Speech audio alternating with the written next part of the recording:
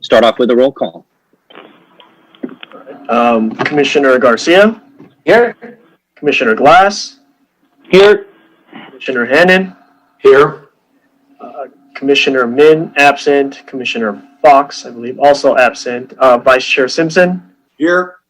And Chair Funabashi. Here. Okay, we'll look for our flag icon. We'll all stand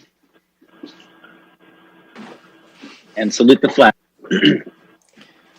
Ready, begin. I pledge allegiance to the flag of the United States of America, and to the republic for which it stands, one nation, under God, indivisible, with liberty and justice for all. Right. Right. Long may she wave.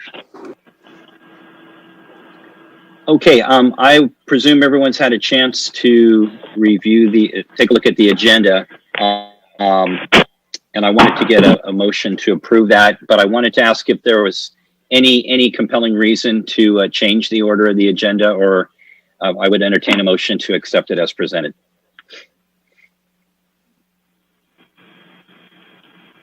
I'll move that we accept it as presented. Okay, we have a motion by Commissioner Hannon. Do we have a second? Yeah, I'll second it. Okay, a second by Commissioner Garcia. We need to do an audible, so I'll call the vote now. You'll say aye. We'll start with, is there any particular order, or can we, I'll just say Commissioner Garcia? Aye. Commissioner Glass? Aye. Commissioner Aye. Hannon? Commissioner Fox? Oh, no, excuse me, Fox is not here. Commissioner Simpson? Aye. Okay, and I'll say aye. So our agenda is approved as presented. I did not see any items in our blue folder. Is that correct? That is correct. Okay, so I'll go through the consent and then circle back for a motion and a business except those formally noticed for public hearing or discussion or consent calendar. The commission members may request that any consent calendar items be removed, discussed, and acted upon separately.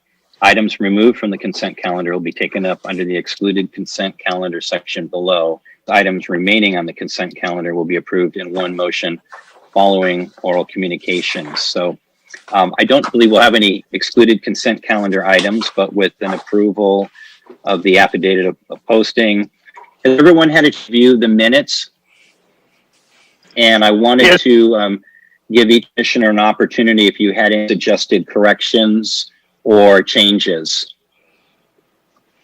You can either raise your hand if you do have any. Okay, seeing none then, I will entertain a motion to approve the consent order. So, Chairman Funabashi, we have no public for the Zoom, and then actually if Jane can report regarding e-comments, please, before you take that vote. Okay. I'll make such a motion to approve of the minutes. Dean, we have to read into the minutes that there are no e-comments, if there are none. Yeah, checking real quick. Oh, okay. Yeah, sorry, it was refreshing. Yep, as of this time, we do not have any e-comments. So, Mr. Chair, now you guys can act on the motion.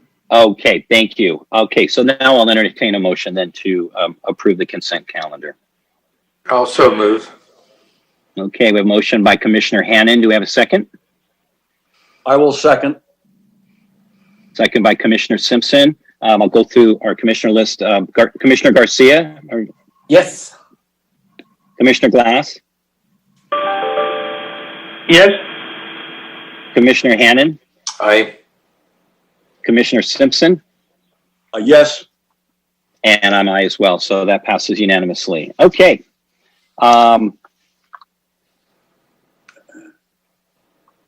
Seeing nothing under previous agendas, then we'll jump into item J1. South Bay Bicycle Master Plan implementation and its update. So I'll hand it over to you, Gene. Before you start, Gene, I see on the agenda the participation on non-agenda items. I think we have to go through that one more time. Eleanor, correct me if I'm wrong, just to confirm that there are no e-comments on non-agenda items.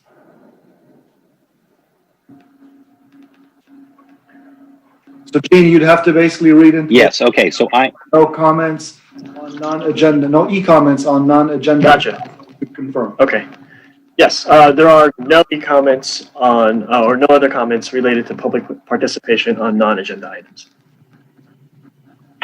Okay, so that's H, public participation. Okay. All right. Thank you, Gene. Seeing that there's no participation on non-agenda items, then I'll hand it back to you for the staff presentation. Perfect. Good evening, commissioners. It's been a while. It's good to see everyone's face again. The first presentation, actually today, item J1, the South Bay Bicycle Master Plan Implementation Status Update, will be completed by none other than our city engineer, Andrew Wingy, and then our consultant engineer that helped us work on this project, Nicole Jules. So I'll hand it over to Andy. Thank you, Gene. I'm going to try and share my screen with you so you can see this presentation. Give me 1 second here. Let me try this first.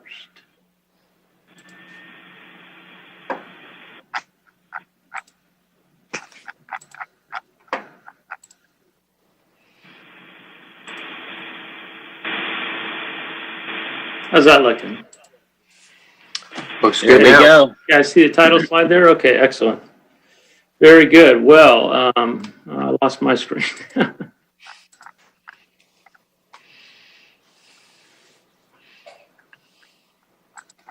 Okay, I'm going to have to try one other method here. I'll go with the paper method for me. Okay, so you can still see the title slide, I take it. It looks like that's what you're seeing on my screen. Okay, very good. Good evening. Nice to see you all again. It has been some time, and it's good to be back together. Tonight's presentation for this item will be given by both myself and Nicole Jules, who you may have met. Nicole is a in another city. She's also now a consultant and a traffic engineer, and the city has engaged Nicole to help us with implementation of our bicycle master plan, specifically a Metro grant awarded project that will implement a number of Class 3 bicycle facilities throughout the city that have been on our list for some time, and we're just getting to implementation phase. So Nicole is helping us kind of manage that program, and she's also helping us direct a design consultant who is putting design drawings together that we can go out to bid to get this project built. So Nicole will take kind of the second half of this. I'm going to start with a bit of an update on the master plan in terms of where we are in terms of our implementation, and then as we go through the discussion, you'll see that it is perhaps more difficult than previously imagined to implement the plan as it was adopted. And so Nicole's going to talk about some of the challenges we're facing with implementing the plan as adopted in our existing roadways. In addition to a comment we heard recently from the council, who has interest in doing more than Class 2 when we can, that there's a new class of bike facility that wasn't a Caltrans standard at the time that the master plan was adopted, but now is called a Class 4. So Nicole will get into some of the details of that and site requirements and that kind of thing. So let me start with these slides. And here we go. We'll just talk a little bit of background history. And one of you is very familiar, at least one of you is very familiar with this, and may need to supplement my limited knowledge of the background and history here. But this information was pulled from the staff report written when it was adopted, and from the report and from the master plan summary, executive summary itself. So anyway, back in the day, the plan was developed in a partnership with the LA County Bicycle Coalition and the South Bay Bicycle Coalition, in partnership with the city and other South Bay cities. There were over a dozen community workshops. Jim told me 15. Our staff report said 14, somewhere in that neighborhood. A lot of them. Gather input from the public about preferred routes and other concerns related to the bike facilities. The city council did adopt it in 2011 in Redondo Beach. And I wanted to note that the CEQA document that went along with the adoption recognized this as a planning level document. And so the city has kind of had that in its mind, that this is a roadmap versus a directive to get done. So as we go through these streets and visit these streets with our various resurfacing programs, we look for opportunities to implement this plan. The master plan recognized 38.1 miles of proposed bike facility improvements. Again, there's a slight disparity between what at least the version of the master plan I saw, and a list that the South Bay Bicycle Coalition has been keeping, just less than a mile, but I just wanted to recognize there's a difference in number there. I'm not quite sure where that comes from yet. I haven't been able to explore that, but no matter, it doesn't really affect the overall discussion here. The master plan identified about 24 miles in addition to the ones that were already in the city in the standalone Redondo Beach master plan. And the whole idea of the master plan was to implement this over a 20-year time frame.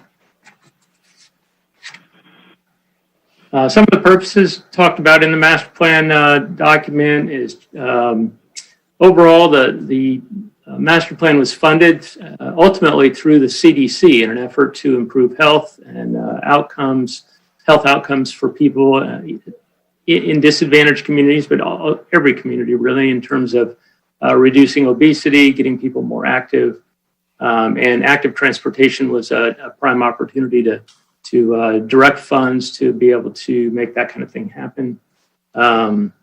In particular, the South Bay Master Plan talks about promotion of bicycle ridership at all levels, improving people's comfort with the bike facilities and their use of them, and then also to provide improved and increased connectivity between the various South Bay cities.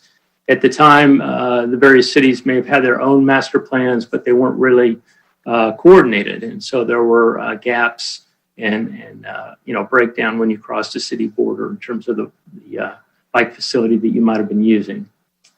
Some of the benefits espoused in the plan talked about community health, improved quality of life, increased property values, air quality improvements, and then safety through reductions in bicycle collisions. All very noteworthy benefits.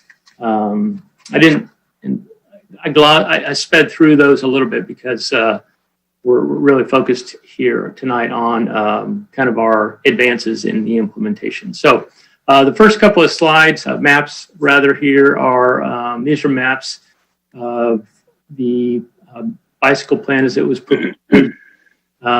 You have these maps in your report. We've changed the colors a little bit just to highlight, so it makes it a little bit easier to see what was proposed versus what was existing. So the black on this map are existing routes, and the yellow golden color there are the proposed facilities, except the blue ones, those we couldn't get quite enough different types of line here. So we went to blue with our bicycle friendly streets. So you can see the solid lines represent a class 1 path, the lines with the dots in them, class 2 path, bike lane rather, and then the dashed lines are proposed class 3 unless they're blue, and then they're the bike friendly street. So hopefully you can follow along. I know that's probably small on your screen. It's small on mine as well, but it's not different information than you've already seen in the report. And there's also a list of all these streets if you're curious in particular and you can't quite read the map. I think it's attachment 3. Attachment 2 has the master plan list. Attachment 3 has the list from the Bike Coalition. South Bay Bicycle Coalition that I've been kind of keeping score with in terms of our progress. So this is the north part of Redondo. There's a second partner map for the south part of Redondo. And this is, again, what was proposed and what existed at the time of the adoption of the master plan. So in total, at the time, Class 1 facilities were 3.5 miles of existing, another 0.8 miles proposed, 5.9 Class 2, another 18.9, Class 3, 4.7, another 7.5 proposed. And then the bike-friendly streets, we didn't have any in Redondo at the time, and nearly 11 miles of that was proposed for totals 14.1 and then an additional 38.1 proposed. Moving on, we are tracking facilities that we have completed, we've installed on the roadways. Today, as we speak, we're using a bright green color on this map to show the north part of the city here. Most of that concentration of works done in the Flagler and Barrel Street, Alamo Street areas, which is also shown on this southern part of the map. They overlapped a little bit, but things we're familiar with, the North Hunter Class 4, North Harbor bike track there on Redondo Street as well, and then Torrance Boulevard. So these are items that we've completed as of 2020, and some stats on here.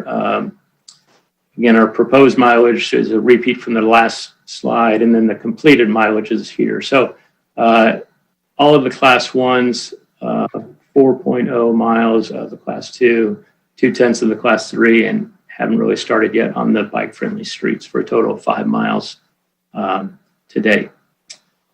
The next set of slides I want to show you, I want to include also what we consider, or what we call our in-progress streets. These are shown in the purple lines on this map. And we're defining in progress as things that we have currently in a project that's under design. Some examples include Torrance Boulevard. We're in a design contract there to resurface and improve Torrance Boulevard between Pacific Coast Highway and the eastern city boundary. We also have Manhattan Beach Boulevard in a very similar contract for design between Aviation and Inglewood. We have a section of Barrel Street in design between Prospect and Flagler that will be bike lanes for a big part of that design effort and conversation. And then we have other routes or potential lanes in design, maybe not quite as far along, maybe they're just a planning stage. So for instance, we've just approved the list of streets for street resurfacing and slurry sealing for the next 3 years at a recent council meeting. And that included Barrel Street, for instance, between Pacific Coast Highway and Prospect, which will be a Class 2 bike path, most likely.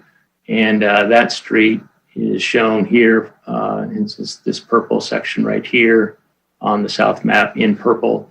We haven't actually performed a design yet, but it is in the queue to come out in the next fiscal year's CIP for street resurfacing. I think it's 2021 on that one. So other things that we have going in design could be varied. Some of them are real formal design contracts like Torrance Boulevard. Others are coming forward through other efforts like our resurfacing plan.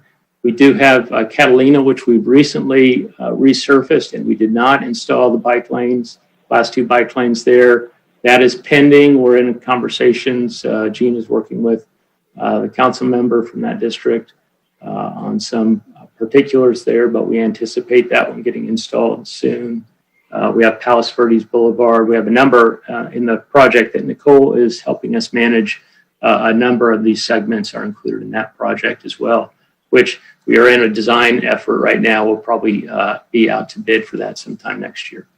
So we also have a list of streets, not too many, but there are a few where we've labeled them as infeasible, at least at this time, because they were asking for instance, a Class 2, and that would require removal of a travel lane or of a parking lane, which we don't anticipate being the will of the council at this point. We could certainly, reconsider that perhaps, but for instance, Inglewood Avenue, a very busy street, ADD counts are really pretty high to eliminate a parking lane or a driving lane, and adding a class 3 in that situation may not be wise or advisable because of the speed differentials there. So some of these things we at this point we're calling them infeasible.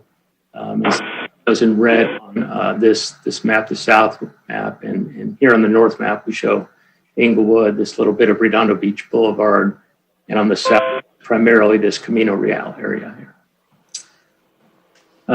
So I've taken kind of all those numbers and put them in a table here, which I call work to date. And again, for this, unlike the previous tables, this table I'm using the number provided by the South Bay Bicycle Coalition, the 38.8 mile total versus the 38.1. Again, it won't change the narrative here, but it does. I just want to make a note. I understand those are different numbers. Mileages are the same. The completed mileages you've seen, and then in process, we have no more class 1s to work on, so those have all been addressed at 100%. The class 2, we have about 13, a little over 13 miles in our process right now. Another 2.3 were considered infeasible, and that addresses all of the class 2. So when I say the total addressed, doesn't mean we're done working on them. It just means that we've looked at them, we've explored what we can do, and we are making plans to either do that or have to regroup in the case where they're infeasible and figure out another approach. So in terms of the class 2, we've kind of addressed 100% of them at this point, although we still have a long ways to go with this in process number in terms of getting them installed and on the roads. Class 3, we had 7.6 miles proposed. We have just under 6 miles in process, a total of 6 miles addressed for that. So about 80% of our class 3s. And then, as I mentioned, we're just getting started on the bike-friendly streets, understanding what the expectation is there. We do have a little under 3.5 miles in process for the bike-friendly streets, but they're actually kind of upgrades from what was proposed as a bike-friendly street, where we think we can get a class 3 there. So a class 3 is something that's a Caltrans standard. We understand that, whereas a bike-friendly street is a little more vague, a little less determined about exactly what is expected there. So we are more comfortable actually elevating that to a class 3 in terms of moving it forward quicker. So overall, the total is 38.8 miles proposed, completed 5 miles, in process 22.5, infeasible just under 2.5, for a total of 29.8 addressed, which is about 77%. So in terms of where we are in the process, we've done a little. We have a lot to go to at least get on the ground and make it useful to the residents of the South Bay. But we are working on it, and we should be within the next 2 to 3 years able to implement a large majority of this 22.5 that we have in progress. So I know Nicole's going to speak right after me, and she's going to talk some more about our Metro project, and specifically some of the barriers and hurdles we run into when we are looking at roadway widths and what options we have and alternatives we have in terms of bike facilities and the competition they face for other needs of the roadway. I show this slide to touch on the recommendation, which is really just to receive and file, but we're also anticipating any input from the commission or the public because we are going to make this presentation to the city council next month. And so we'd be happy to take any input or ideas and weave those into our presentation to the city council. Anyway, Nicole's going to speak now, but I just wanted to show you this, even though we're not done, because it saves us from having to come back for just this slide. So the recommendation is also in the staff report, so you can reference it there as well. So let me stop sharing, and I'll turn it over to Nicole. All right, thank you, Andy. Let's see, I am going to share my screen now.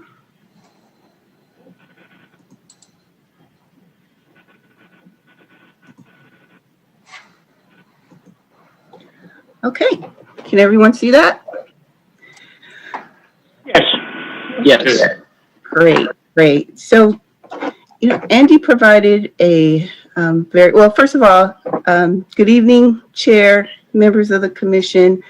As previously mentioned, again, my name is Nicole Jules, Consulting Project Manager, assisting the city with implementing portions of the South Bay Bicycle Master Plan. Specifically, my job is to help oversee the design and construction, or get the project construction for the Metro funded portion of the plan. Andy, thank you for the very colorful overview of all of the great work that the city is doing with implementing bicycle facilities throughout the city.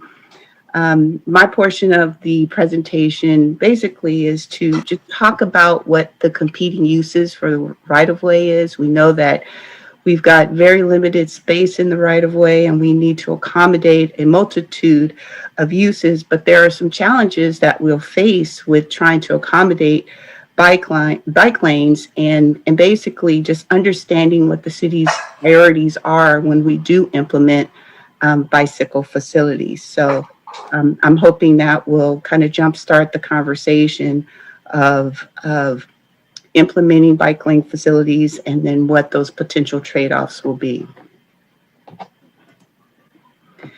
So our public right-of-way, as I mentioned, we've got a multitude of uses. The right-of-way has historically been used to accommodate vehicles. It's very vehicle-centric. And previous designs of our right-of-way have been to accommodate vehicles without much regard for other uses, particularly cycling. But in our right-of-way, we accommodate both driving, pedestrians, cyclists, commerce, the delivery of goods and services, maintenance, as well as a popular trend, our outdoor dining. And as we begin to accommodate all of these multiple uses within the right-of-way, it's critical that we prioritize the uses when it comes to the confluence of all of these uses. Within the right-of-way, we've got several essential functions. Our mobility accommodates the movement of people and goods. We have access for people, which allows staging and people to get in and out of access to facilities, as well as the mobility systems, including our buses, our transit system, our bus stops, and if you're cycling, access to bike racks. The right-of-way is also used for commerce. It accommodates the delivery of goods and site services, and it's very essential for the continued success of Redondo's economy. Another function of the right-of-way is activation. Placemaking is very important for the function of the right-of-way. It creates a vibrant street space.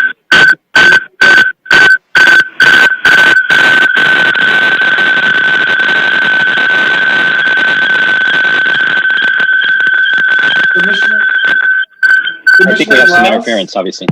Yeah, Commissioner Glass, if I can ask you to mute your system, I think that's where we're getting the feedback. That would be star 3 or star 6. There we go. Okay. I'm back on now. Thank you. Okay, I'll continue.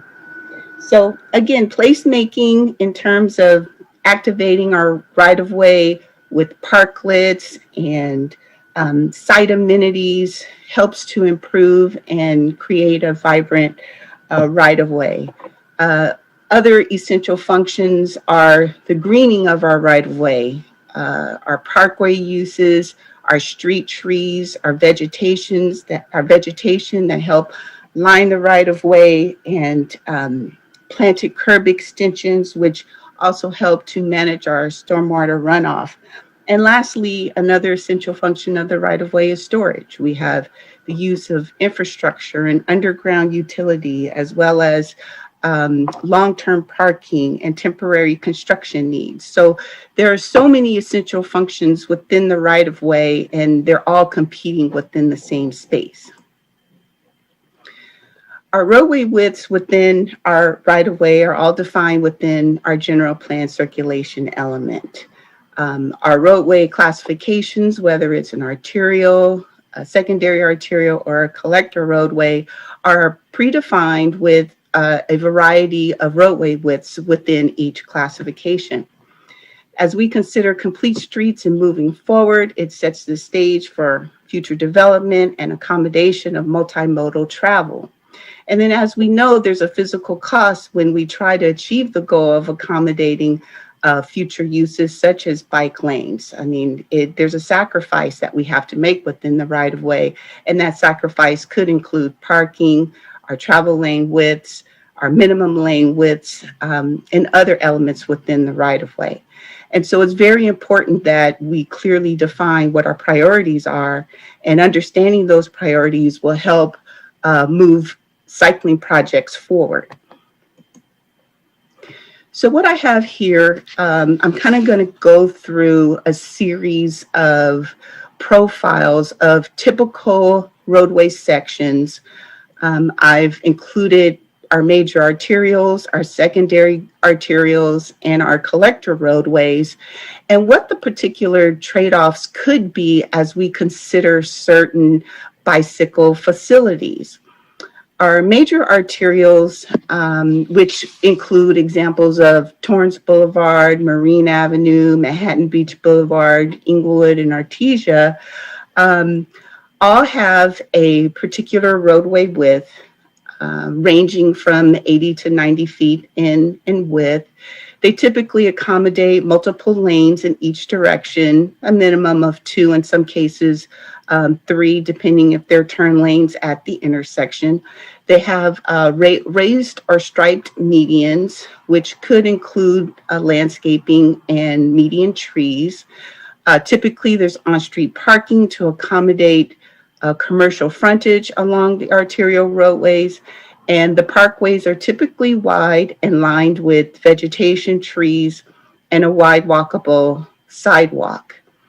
Now, in this particular scenario, we're taking a look at the addition of a Class 3 bike lane. A Class 3 bike facility basically is a shared lane between vehicles and bicycles.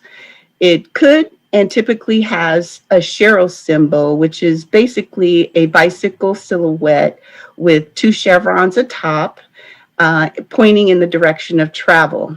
And then it is accommodated with roadway signage.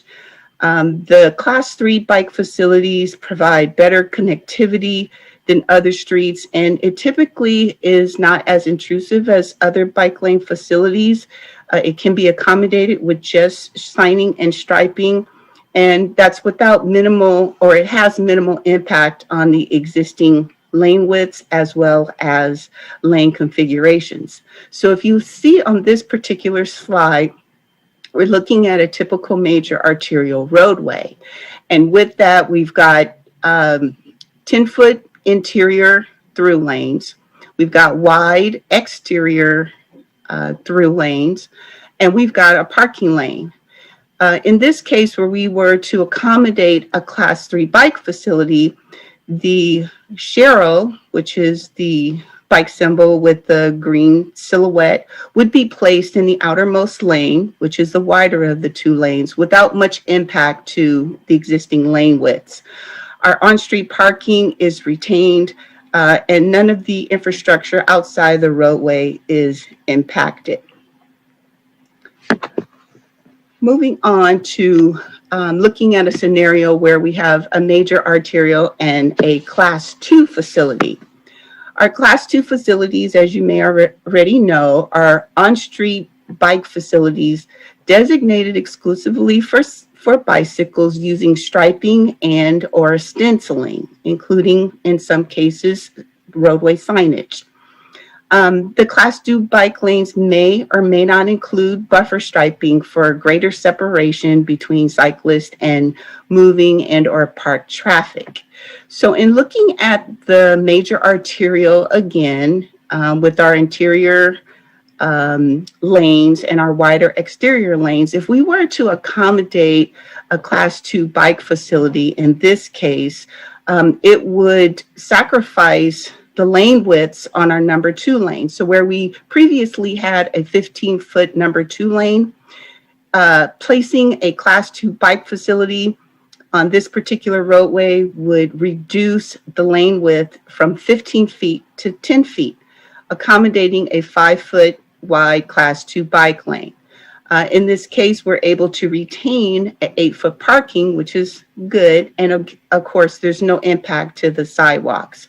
So the impact of considering a Class 2 bike lane does result in reduced lane widths in some cases, with the benefit of retention of parking.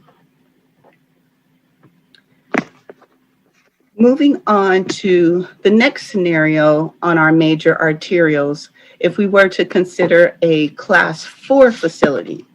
Our Class 4 facility, as Andy had mentioned previously in his presentation, is a separated or protected bike lane, kind of similar to a bicycle track. It's exclusive space just for cyclists, and it's separated from the moving vehicles and or parking lanes with either a bollard or a curb or a planted planter, and it's could be provided, and it separates our cyclists from the vehicle traffic. It provides a buffer and a safe zone. In this case, with the major arterial in consideration of a Class 4, we've got greater impacts to the roadway width. Our interior lanes pretty much stay the same. In this case, our interior lanes are reduced by about 1. So we lose a lane in this case. So where we previously had 2 travel lanes and on-street parking, now we've reduced it. We lose the on-street parking, but we maintain the travel lanes. We have a 6-foot wide bicycle lane protected by a 2-foot buffer, and we have 2 travel lanes, of course, with our turn lanes. So by losing the parking lane to accommodate our Class 4 is a sacrifice in this case. Our sidewalk widths and our improvements on the edge of the roadway are okay, but we do sacrifice parking to accommodate a Class 4. And that is because there are certain lane widths that have to be maintained, and we do have minimum lane widths for safety purposes. It's ideal to have, a 10-foot wide travel lane. Anything less than that compromises safety. On our major arterials, they're typically truck routes, and where we have high volumes of truck traffic, it is really unsafe to have very narrow lanes. So in order to accommodate a Class 4 in this particular case, the lane widths would have to be modified, reduced to a certain minimum, and we would lose on-street parking. Okay, looking at our secondary arterials, which include streets such as Barrow, Catalina, Palos Verdes Boulevard, and Prospect Avenue, we've got a typical roadway width of about 50 to 80 feet. We do have 2 travel lanes in each direction, but in many cases, the roadway is separated by a double yellow line, not necessarily a raised concrete median. In some segments of some of the secondary arterials, there are raised medians, but in this case and in most cases, the roadway separation is by striping only. There is on-street parking because some of the secondary arterials do have residential frontage, such as Catalina, and there is a wide parkway and wide sidewalks. So in order to accommodate a Class 3 facility on a secondary arterial, it's pretty minimal impact. We have limited changes. The lane widths pretty much stay the same, with the accommodation of a Sharrow pavement marking and signage. The travel lanes do not change much, and on-street parking remains the same. In looking at a secondary arterial with a Class 2 facility, we do have a narrowing of the lanes to accommodate the class 2 bike facility. We go from 11-foot lanes in some cases to a 10-foot outer lane. Where we previously had a 15-foot wide outer lane, it is now reduced to a 10-foot lane to accommodate the 5-foot class 2 bike lane. And in this case, we're able to retain the on-street parking. So accommodating a class 2 bike facility on a secondary arterial does provide minimal impact. We do have some reduction in lane widths, but we are able to retain parking. Moving on to a class 4 consideration on a secondary arterial, very similar to the primary arterial, we will have a loss in on-street parking to accommodate a class 4 facility. Again, with the class 4 facility, we have a 6-foot bike lane with a 2-foot buffer, which is essentially 8 feet, which takes up the entire pre-existing parking lane, but we're able to maintain 2 travel lanes in each direction. We do lose a little bit of the right-of-way, but we're able to shift our lane widths slightly to have wider lanes to accommodate truck traffic and improve safety. But again, when considering a class 4, we do have a loss of parking. And so again, that just asks the question, what are our priorities when we're looking to implement bike lane facilities? If we want to accommodate certain bike lane facilities, there's a trade-off because we do have limited roadway width. While we look to bicycle facilities, is it more important that we retain the parking and or sacrifice lane widths or reduce number of lanes and retain on-street parking? So the last roadway classification that I want to go over is our collector roadways. That some sample collector roadways include Camino Real, Del Amo Street, Grant Avenue, and Kingsdale Avenue. Our collector roadways have a roadway width that vary between 36 and 65 feet in width. They typically have 1 travel lane in each direction with a center turn lane. Many of the collector roadways have residential frontage, so the center turn lane is used to access driveways. There is on-street parking, and there's a parkway and sidewalk, whereas our parkway and sidewalks are a little more narrow on our collector roadways due to the residential frontage. In considering a class 3 bike lane facility on a collector road, very similar to the other 2 classifications, it's a matter of placing sharrows in the lane so that bikes and vehicles can share the lane. We retain our on-street parking, and there's very little change to the lane widths. When we consider a class 2 bike facility, the difference here is we're able to retain the parking, but we do have a reduction in the lane widths. We maintain our center turn lane. We do maintain 1 lane in each direction. We have a wide parking lane, and we have our class 2 bike facilities. So there's very little change when accommodating a collector roadway and a class 2 bike facility, but we do lose a little bit of the comfort on our lane widths to accommodate the bike facility. And then lastly, looking at a class 4 facility on a collector roadway, we are able to maintain our 1 lane in each direction, our center turn lane, but we do lose our on-street parking to accommodate the bike lane and the buffered separation. And so that's the trade-off with accommodating a class 4. So that pretty much concludes my presentation. I really wanted to just highlight the challenges that we're facing when we're looking to implement the bicycle master plan, as well as the different types of facilities that are called out in the plan, where class 4s might be desirable, we know that there's a trade-off to accommodating a Class 4 facility.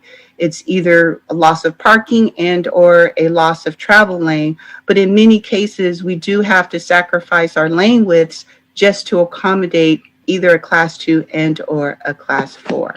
So with that, I'm going to turn it back to Andy so that we could close this one out.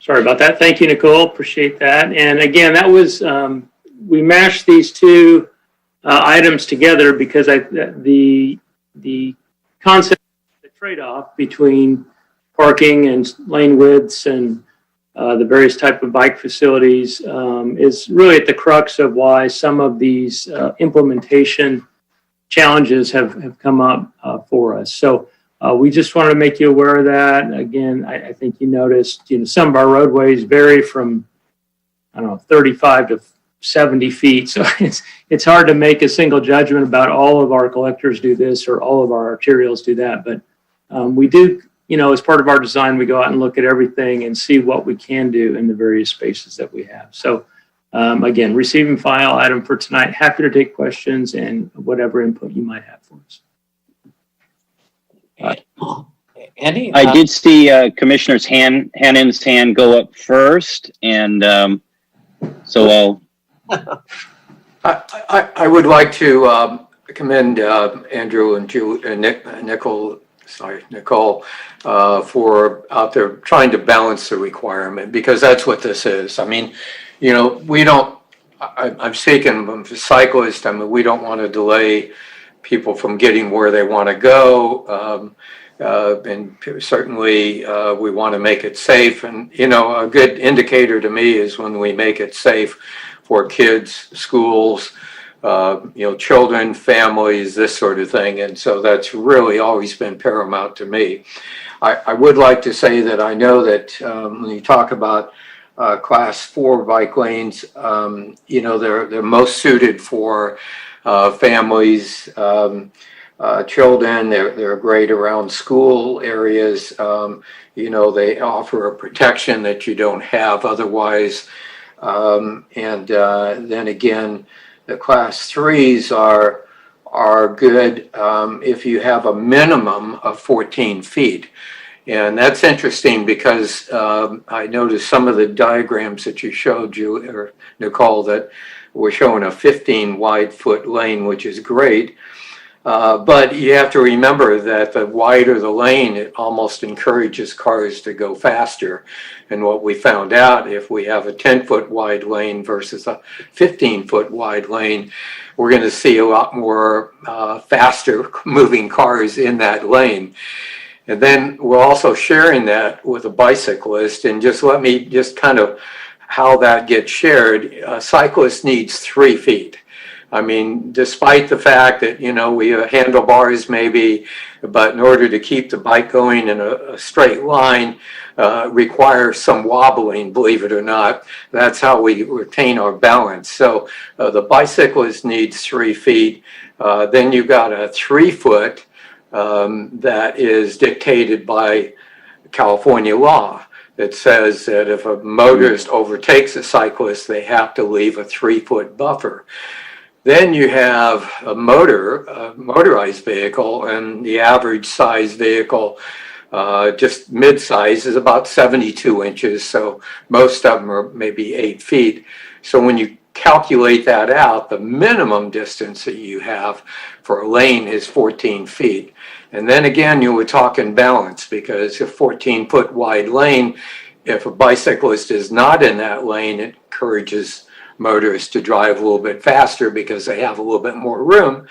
And then just coming from Jim Hannon, things that I've read, if you have more room, you're also more likely to text, you're also more likely to multitask and do other things that also makes you maybe an unsafe driver. So, really we're talking about balance here, but each one of these facilities have a pro and con. And so often when we look at these things, I would like to take a look at looking at the surrounding areas and understand where we're going to propose this. Because if it's near a school, then I would like to design it in such a way that it can accommodate kids. If it's near the beach, absolutely, kids, families. But if it's out on another a wider road and a faster road, then, some of these are they're perfect for that. So based on the information we were giving, I think you guys did an incredible job of explaining the pros and cons of this, where it could be applicable to what streets. I think going to the next level is certainly taking a little closer look at it. Thank you. All right. I wanted to recognize that Commissioner Min is in attendance now. And before I hand it to him, I'll hand the floor, though, to Commissioner Garcia for his comments. Yeah, again, thanks, Andy and Nicole, for the presentation. It's very informative. We went through all the basics, I guess, with regard to bike lanes and bike paths. But I just have one question. I know you basically say you have projects that like improve, let's say, Torrance Boulevard or Artesia Boulevard. Is there going to be like a project to connect the Metro Green Line to the pier, let's say, like a project that would just bring a bike lane or different classes or whatever from the pier to the Green Line?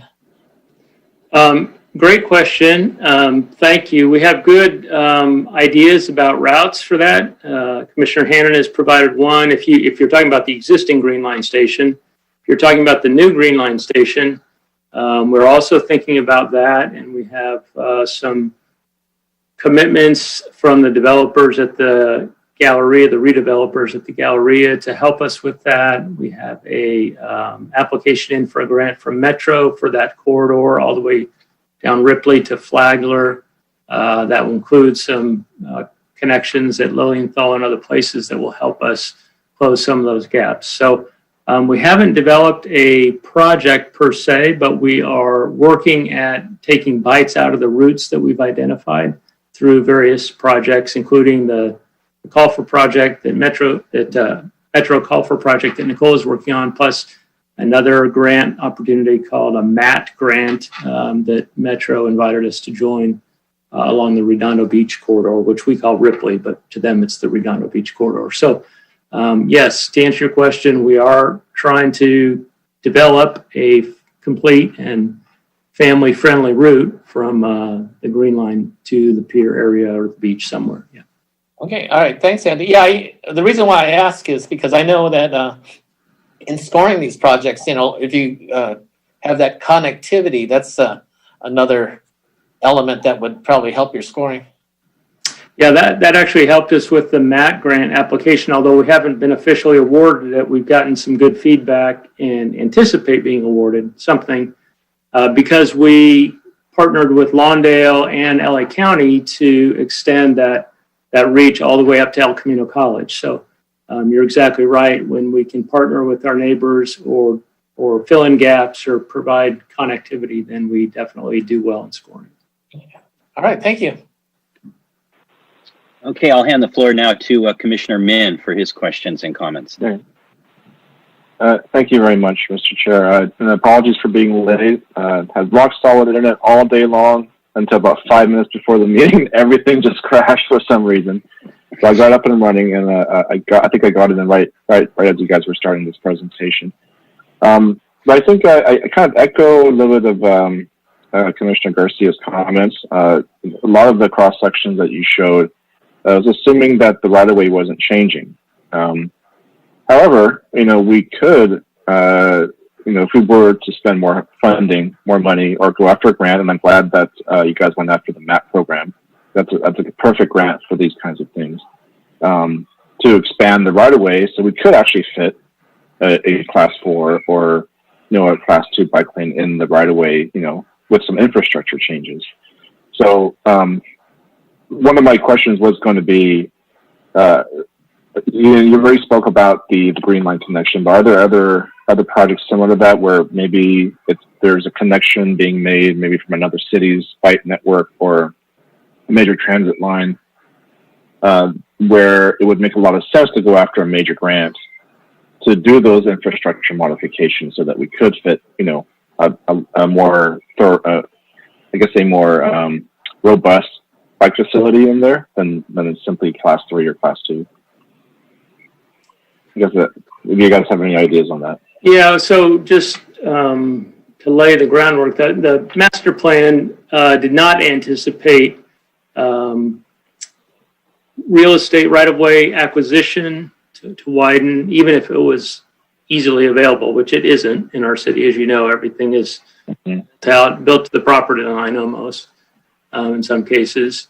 Nor did it really anticipate major expenditures in terms of moving curb lines for any great length. Could it be done? Absolutely. Where should it be done? We haven't really mapped that with the bicycle master plan per se.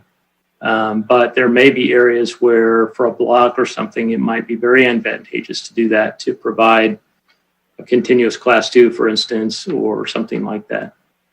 So we haven't gotten quite into that nitty gritty on the overall master plan picture, but when we get into the design, Torrance Boulevard, Manhattan Beach Boulevard, et cetera, we are looking at opportunities to, within our given budget for a resurfacing project, which is what those are, move some curbs where we can, if needed, to be able to provide some kind of a complete and consistent bike facility through the project. Okay, great. That's great to hear. And like I said, I'm very encouraged that you guys went after the MAP program, which is going to be around for the next 40 years. So if there's future corridors that this group can conceive of potentially using those funds, to make those back closures or to 1 or 2 block sort of widenings or whatever, I think we'd like to. At least I would like to propose those. I guess to my knowledge, there's 2 forks to the MAP program. One is kind of the first last mile around transit facilities. And then there are these identified corridors that Metro actually identified. I understood there were 25 identified, and the top 15 were kind of invited to participate. And the Redondo Beach Boulevard corridor was one of those. So I'd like to learn more from you if you know about ways that are a little bit more available, other roadway segments that might be available or corridors that might be available besides the one that Metro's identified for the MAP program. It does seem ideal to what we're doing. Yeah. I don't have any off the top of my head, but I do know from Metro that they are willing to change some of the lists for the first last mile and priority corridors over time. As new transit lines like the Green Line come in, it's going to create more connections. And they're going through their next gen bus study right now, which was going to change some of their bus lines, which could open up opportunities for different first last mile type improvements. But no, I'm encouraged to hear that you guys applied, and I'm kind of a grant guy, so I think bringing money from outside the city into the city is a great thing. Yeah, and that was my only question. Thank you. Any questions or comments do we have any questions or comments, Commissioner Glass or Simpson? I see Commissioner Simpson, your hand went up. I'll give the floor to you. Yeah, thank you very much. I thought that was a wonderful presentation in laying out some of the potential trade-offs and putting it in a sort of language that lays out there, well, if we do this, it might cost us parking, and in some places, I think, it's an excellent framework for going ahead and deciding what you're going to do. I was also going to just add that I think already you've got a class 2 lane on Grant Avenue, which I guess is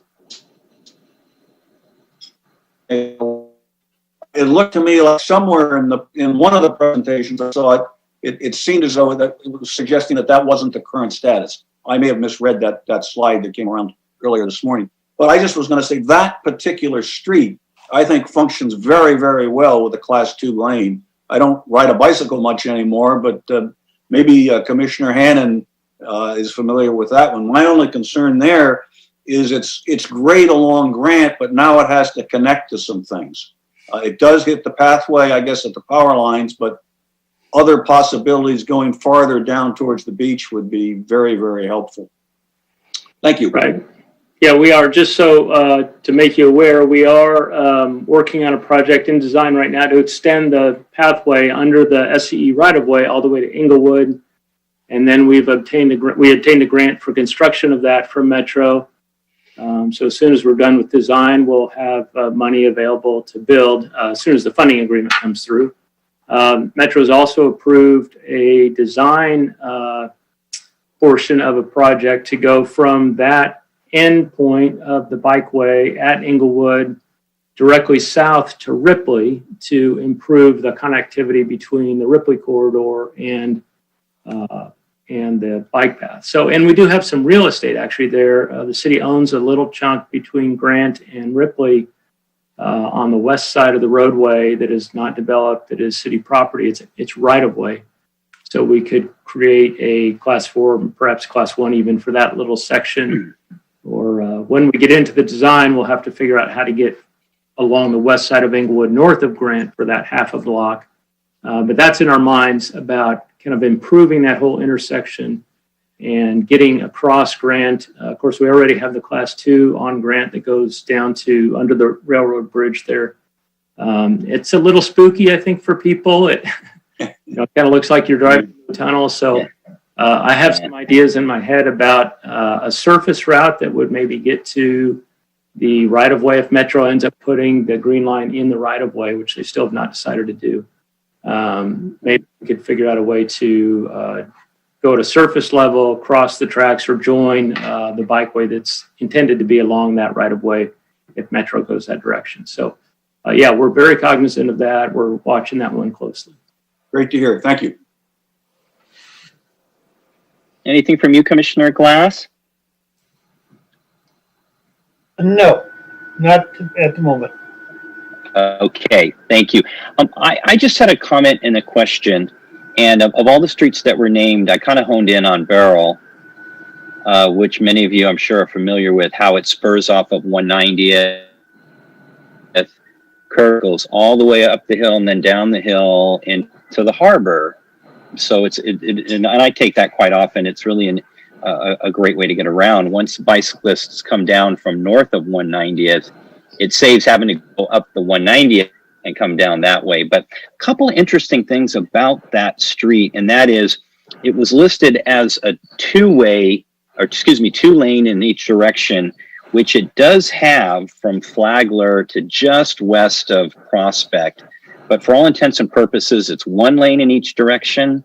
But what's so interesting, and it's obviously prime parking for all the residents along there, it's rather wide. And so it seems like even with lane in each direction, I'm not sure which class it would fall into, but it seems like it certainly is a great identified route. The question I have, though, is how do we, Redondo Beach, implement things like this with other cities? Torrance, in this example, where when you're coming off of 190th on Beryl, you've got Torrance on the south side, the elementary school of theirs, and or should traffic be, once it gets to 190th, let's say if a better route is direct Anza to Delamo, for example, which is obviously through Torrance, and then if you made a right at Delamo, which was mentioned as well, that would be back into Redondo. How do we coordinate things with the city of Torrance?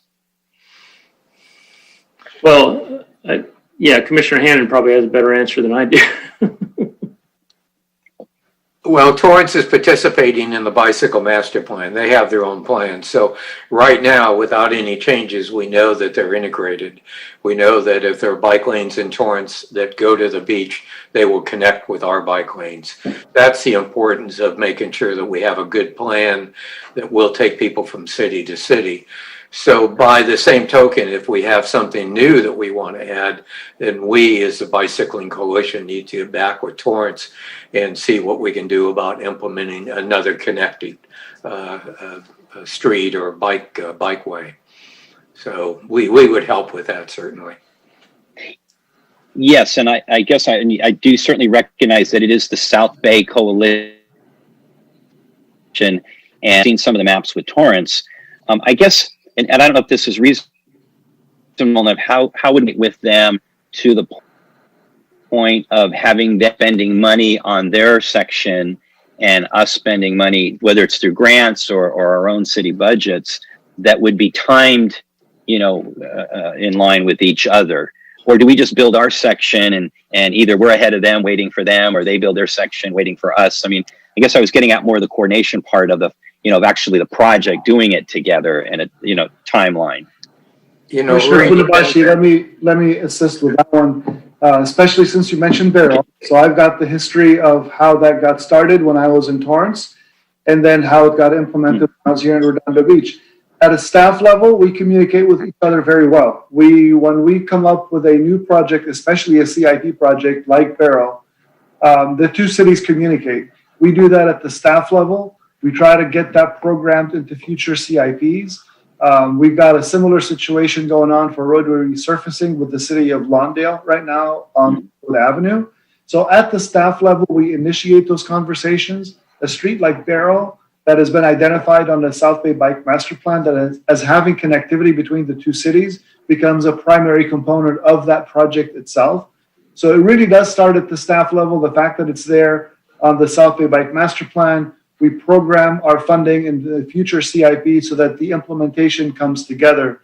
Most of the time, we do not like to implement a project in portions. So you'd never want to have Barrel, as an example, constructed, half of it constructed in the city of Redondo Beach, and allow the remainder to be disconnected in the city of Torrance. We do that at the staff level, and as Commissioner Hannon mentioned, as the South Bay Bike Coalition, they have their interaction in between the cities to tie that as well. Thank you. One more comment. Also, it was a good response by Ted, but it just depends on what type of bikeway, because if it's just paint on the ground and they're doing some resurfacing, it would probably just be absorbed. There probably wouldn't be an opportunity to apply for a grant unless it's more than one. And certainly if it's a protected bike lane, well, then it would be costly. So that would be something they have to go after the money on. So. Okay, thank you.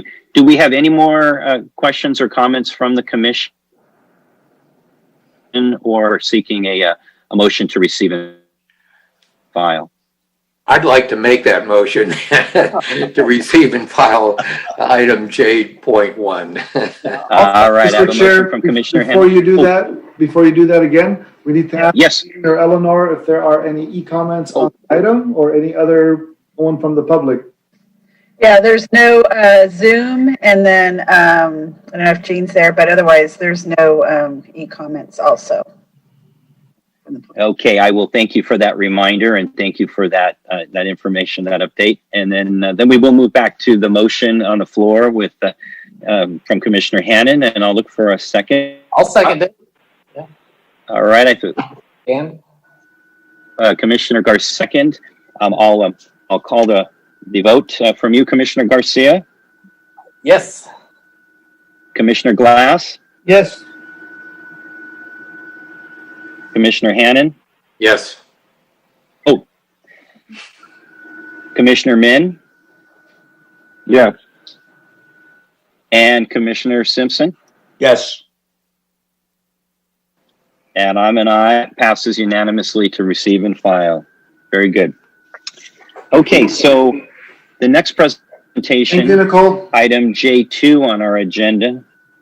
Thank you. Yes. Is J2 King Harbor sign replacement 190th Street. So I'll pass it to Jean for our presentation. All right, so our second presentation tonight, item J2, King Harbor sign replacement on 190th Street, will be done by our civil engineer, Daniel Gruezo. So without further ado, Daniel. Great. Thank you, Gene. Let me go ahead and start the share for the presentation. Share my screen. Give me one moment.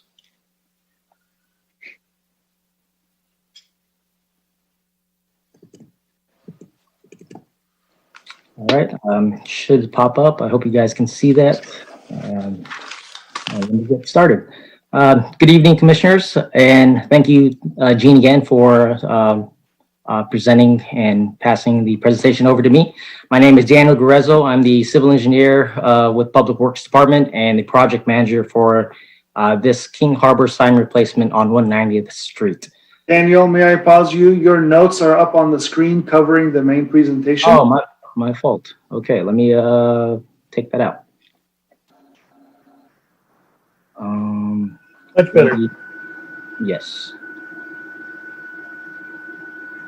And just to start, this is the sign in question.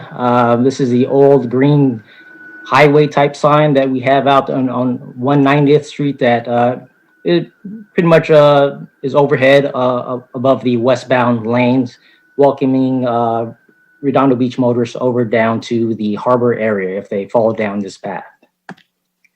And just to start, I just want to give a little bit about the background of the city's signage and adopted standards. In 2002, the city adopted the city's graphics standards and signage and wayfinding plan. In 2003, the city authorized the first monument and gateway signs along Arterial Boulevard, which you can see on the left picture here, which is the signage master plan cover, and as well as some directional signs on Inglewood Avenue and Arterial Boulevard. In 2007, the city approved a contract with Hunt Design Associates, and for their design for the proposed district gateway signage and signage concepts for the Pier, Harbor, and Riviera Village areas. And in 2008, the concepts were approved, but due to limited funding, several of the signs were postponed to a future phase for construction and installation. Later on in that year, the construction contract was approved to install various of those district gateway signage. And on the left, you see the Redondo Beach Pier sign over there on Torrance Boulevard, the Riviera Village at Farmers Market sign. We have the directional signs that point to King Harbor, which is the blue style. Right here, you see the one that's at the end of Redondo on the west end. And here on the right, you see the Redondo Beach Identity Gateway sign at Torrance Boulevard, just east of Prospect Avenue as you enter on Torrance Boulevard. So in 2009, again, a consulting contract was approved to Hunt Design Inc. and to update the signage master plan and provide some additional conceptual designs. And at that time as well, council prioritized the program into phases. And it is at that time the King Harbor entry sign on 190th Street was prioritized as a phase 3, which is further down the line. I know a lot of time has passed, but since then and up to now, the city is now interested to continue that work to upgrade the 190th King Harbor sign. So on June 16th, 2020, we approached our on-call consultant, AGA Engineers Incorporated, to proceed with the conceptual design for approval to help upgrade this sign to our current standards. And once approved, proceed with the development of plans and specifications for construction bidding. And again, this is just a street view of the existing conditions. As you can see, we have the structure pretty much entails 2 poles that span over the westbound lanes. And again, it's a lot dated highway type of sign that you don't really see anywhere around in the city, which is our goal to try to upgrade that to meet current standards. And here, through following discussions with AGA engineers, we've come up with the proposed traffic signal design concept, in which we'll be replacing and removing all of the existing traffic signal equipment, poles, signage, with new poles to meet current standards. You can see the center median pole is a dual mast arm pole, modified to help support the proposed King Harbor sign. And on the left and on the right, you see smaller poles help support the traffic signal system. But it's important to note on the north side of the small poles were designed to be a little shorter as to not encroach into minimum SCE clearances required for their power lines at that location. So a big goal of this project was to shift everything away from that. And a little bit of the traffic signal concept detail. Here you see the center median dual mast arm pole. Again, it's a little modified because we have an additional signage to support the King Harbor signage proposed, which is a 42 square foot size sign. We're here to discuss the content and as well as this concept, which we'll get to at the end of the presentation. And this here, you see the King Harbor entry sign design close up. Essentially, it mimics what was approved back in 2008, and as well as it matches the sign that is exactly at Torrance Boulevard going westbound on right before Prospect.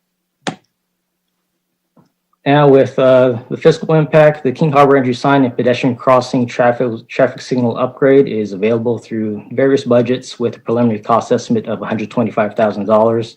That includes the sign, the traffic signal system upgrade, as well as updating the curb ramps and signing and striping to make everything up to current standards. And we're here tonight to receive any public input that the residents and motorists within the city of Redondo Beach may have, as well as further input from commissioners before we proceed with full-blown plans and specifications and design for this project. And with that, that concludes my presentation. And if you have any questions, staff is available to answer any questions you may have. Thank you. All right. Well, thank you. Thank you very much for that presentation. I'm actually pretty excited because anything we can do to dress up the entryways into our city, especially now, I think is something that's quickly noticed by pedestrians and vehicle drivers and everything. So I saw Commissioner Hannon's hand go up first, so I'll hand the floor over to you. Daniel, I had a question. I know a lot of the signs are out there are dated, but they still look pretty good. And, you know, being we're a beach community and certainly susceptible to corrosion, rust, and everything else goes pretty fast with our ocean moist air. But I'm sure you considered all those things in the signs and the poles and all the structure that it would last as, what do you think? How many years? Well, we'll be mimicking exactly what was installed on Torrance Boulevard, and I think that was installed in 2008. I believe the condition of that has stood the test of time for about 12 years so far. So we'll be looking at different materials, but we'll be mimicking that. But if there's been any improvements since then, we'll be sure to implement that as part of the installation.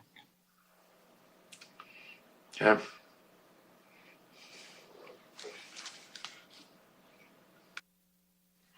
I see Commissioner Glass's hand up. I'll hand the floor to you, sir. Good. $125,000 is a lot of money for a sign. And I realize it's more than the sign, it's the lights and all that. I would be more in favor of taking the newly designed sign and posting it in place of the green one in the existing location.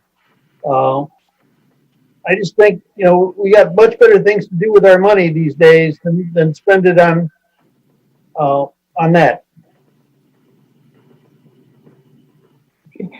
Yes, but the goal of the project is to remove the old standards that hold up the large green type of sign. It's fairly large, and the proposed standard that was approved back in 2008, again, is about 42 square feet.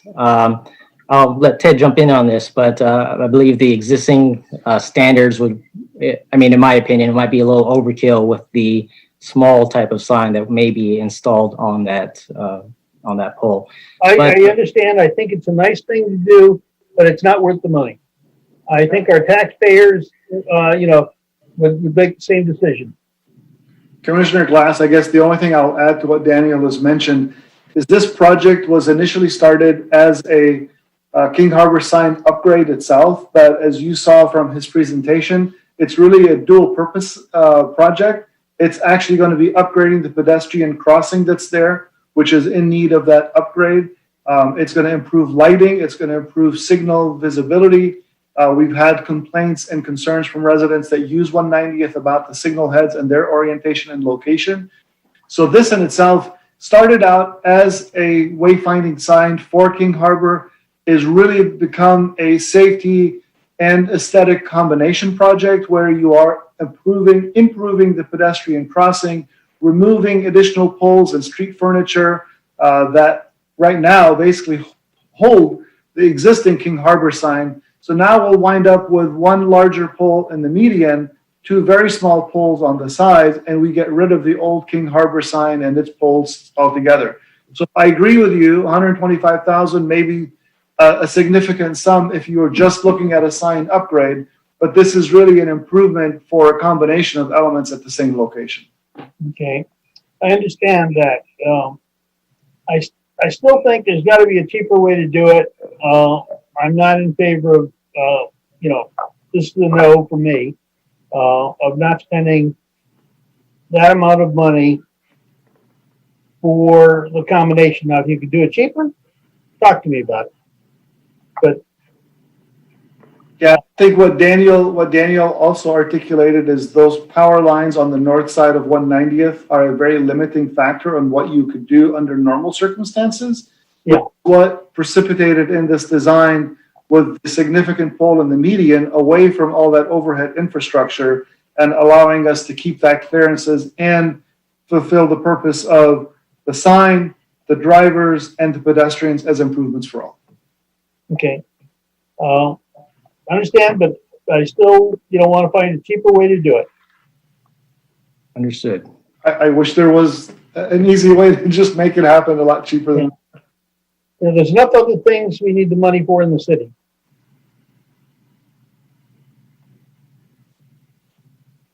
I see Commissioner Simpson.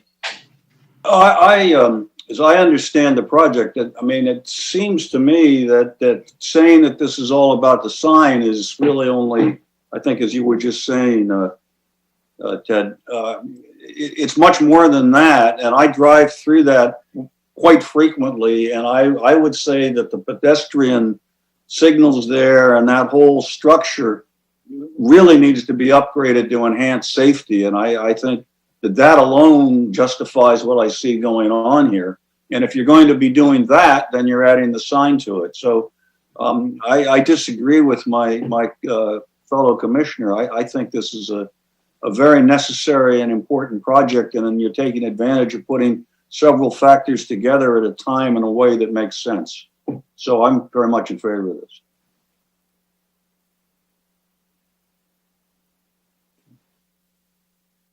Thank you. Any other commissioner comments? Kevin, Questions? Then I have a question. you missed one, Kevin. Because I did. This is Commissioner Min. I'm not sure if you saw my hand I can up. see Commissioner. Commissioner Min. I'm sorry, I didn't. All right. You have the floor. That's okay. All right, thank you very much. Yeah, I think I kind of agree with you, Ted, and Commissioner Simpson. It seems like the majority of this cost is going towards the safety improvements, more so than the sign itself. But when it comes to the sign, a couple comments. One of the things I really liked about the old sign is that there's some arrows pointing people where to go. I mean, it's kind of like a wayfinding. It's basically a wayfinding sign, whereas the new sign is kind of like, hey, like, welcome to Redondo. But then what? Where do you go? So it's kind of nice to see some arrows, perhaps, or some kind of coordinated wayfinding with this sign, just so that when you go down 190th, you get down to PCH, and then you can see the King Harbor sign, and you can kind of know where you can follow the signage and get to a place where you actually want to spend some time. That'd be one comment. If somehow incorporating arrows into this. Second comment is that median there is pretty barren. And there seems to be, given this is a combination of safety and a combination of, aesthetics, there should be some kind of opportunity there to plant that median with some landscaping or to make it a little bit nicer than just old concrete. And I can't even tell if that's concrete or just dirt. I think it's one of those things you just don't notice when you're driving by, at 30 miles an hour. But if it's a gateway sign, it should look nice, and it would have kind of like sort of the one that's on Artesia as you enter into the city through Hawthorne, right? You're crossing Hawthorne, you enter the city. There's a nice sign with nice trees and medians and landscaping. Makes you feel like you're really entering into a new city. So my recommendation would be to look into, of course that's going to cost more, but what opportunities there may be for landscaping in that median. And even on the parkways adjacent to that, maybe a tree or two. And I understand there's the power lines that are restricting your height, but on the other side, there really isn't anything. And that's really, you could really use a lot of shade there, especially if this is for pedestrian usage. So those are just my 2 comments. Thank you. Hey, Commissioner Min, if I can interject, we'll just, I think that this is one of a series of signs that are anticipated to be incorporated as part of the wayfinding sign program. And so the initial sign on 190th, but despite the fact that it doesn't have arrows, I believe we can double check on this, but my understanding is that downstream, there will be downstream wayfinding signs that do provide direction or have some type of, a wayfinding element incorporated into that. And it's part of a larger wayfinding sign program. Great. That's good to hear. Thank you.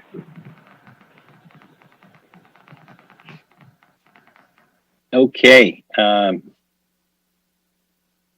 Any other comment? The other commissioners? I see no hands raised. Only because I had a couple of questions. When it doesn't really seem that this is a project to not only replace the aged sign at crosswalk there, and I'm certainly aware that the crosswalk signal obviously is the bulk of the cost. But I did not see anything in the administrative report that gave us a breakdown. The actual cost of the sign was compared to the cross. And also, I was curious if that cost of the sign was in line with the cost of the identical sign down in Torrance Boulevard, as was mentioned previously. And lastly, my first thought when I got the administrative report last week was, why not put it further east on 90th, closer to where you enter Redondo, closer to Hawthorne Boulevard. And I thought you were entering the city onto 190th from Hawthorne, or many people come down Inglewood Avenue, obviously, and make a right to west. This sign captures both travelers, but I wanted out there if there was, and it was just mentioned a moment ago by one of the other commissioners, of the signage that we have in the plan on Artesia Boulevard as you enter just west of Hawthorne. And and this would be a totally subject, so maybe I'm just planting a seed in staff's mind, but if there was a way to do an additional Redondo Beach entry sign, again, on 190th, but closer to Hawthorne Boulevard, I would throw that out there as a suggestion. But again, my question is, what's the breakdown on the difference in the cost? And is that sign in line with the previous sign on Torrance? Yes, I can answer that. I think just recalling off from memory, back in 2008 when the sign was broken down, when the signage master plan, I think the sign itself was, I think, about $15,000 to $20,000, and that's for the installation. And this was for the Torrance and Prospect sign, I believe. So that's the one with a pole offset over to the north side, and with the signal arms making that overreaching over the sidewalk as well. As to your second point, in regards to if there's anything that could be done on the east side, more east of the city, I don't believe there are any medians that we can put in a new monument sign at that location. But if there's anything that can mimic Torrance and Prospect as well, I think I can look back in those reports and see if that was feasible or looked at. Okay, and is there a breakdown? So obviously that first sign 2008, 12 years ago, 15 to 20,000. Obviously, I would anticipate an identical sign costing considerably more than that now, with the bulk up to 125K being for the sign. I'm just curious what that cross signal sign, or what the crossing light cost. The typical estimate for a brand new signal is about $125,000, but that's usually for 4-leg intersection, new signal heads, new mast arms, the whole 9 yards on that. Yeah, so I take it you don't have the exact number for this location, Not but at this time, that's where but the our cost is consultant's going. working on that. I can. Okay, again, that's why my first reaction is, yeah, 125,000 for a sign. That's a lot of money, no matter how much goodwill it generates. And yet, obviously, we're looking at replacing that crosswalk, the light there, and it is troublesome. It's hard to see sometimes, and even though I don't know what the counts are, it's typical that live in the park, a mobile home passing over to shop, or people living in the Torrance conduit side coming over to shop, or use the stores that are on the north side. The volume, suffice to say, I imagine is pretty low from my observation going through it. Again, it's needing a replacement, and this stuff just isn't expensive. And it also, lastly, if I understand right, and please confirm it, the support for the sign being incorporated into this cross structure is the bulk of the cost, or a big part of the cost as well, right? So I'm kind of justifying, trying to justify, obviously, the 125,000 budget for the whole thing. Yes, that's correct. And the median signal dual head pole, there is a large utility line underneath, so there may be some special design in regards to the more shallow foundation versus what the standard calls for typical Caltrans standards, deep foundations, pile driven. So there's some special considerations there as well.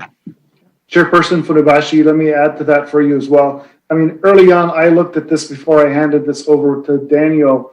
With the existing sign that's there today, because you've got the 2 poles on either side of it and the overhead sign, you can't necessarily remove the arm that goes across the street and remove the median pole and just put a sign on the existing pole. One, that pole wasn't designed to current standards, so we would have to design a new pole essentially that will accommodate the current standards. It was never meant to accommodate a sign that gets strapped onto that pole, and it has to have clearances from traffic. As you may have noticed with the image that Daniel showed for Torrance Boulevard, that pole and sign were actually recessed back to the back of the sidewalk to make sure that we have clearances for trucks and taller equipment as they drove through. And in this case, we would run into an obstacle, again, we mentioned it before, with the Edison power lines that are above there. You can't make the sign too tall. You'd have to relocate the sign itself. That gave me a ballpark of about $65,000. So when you look at that and you go, that's half the cost for a single pole, single location, and you maintain all the existing pedestrian signal equipment that still needs to be replaced at some stage, you might as well do a combination of things, eliminate extra furniture from the street, and really get the bigger bang for your buck by doing that combination of elements. Okay. I'll ask our Eleanor if we have any public comments or any e-comments on this subject.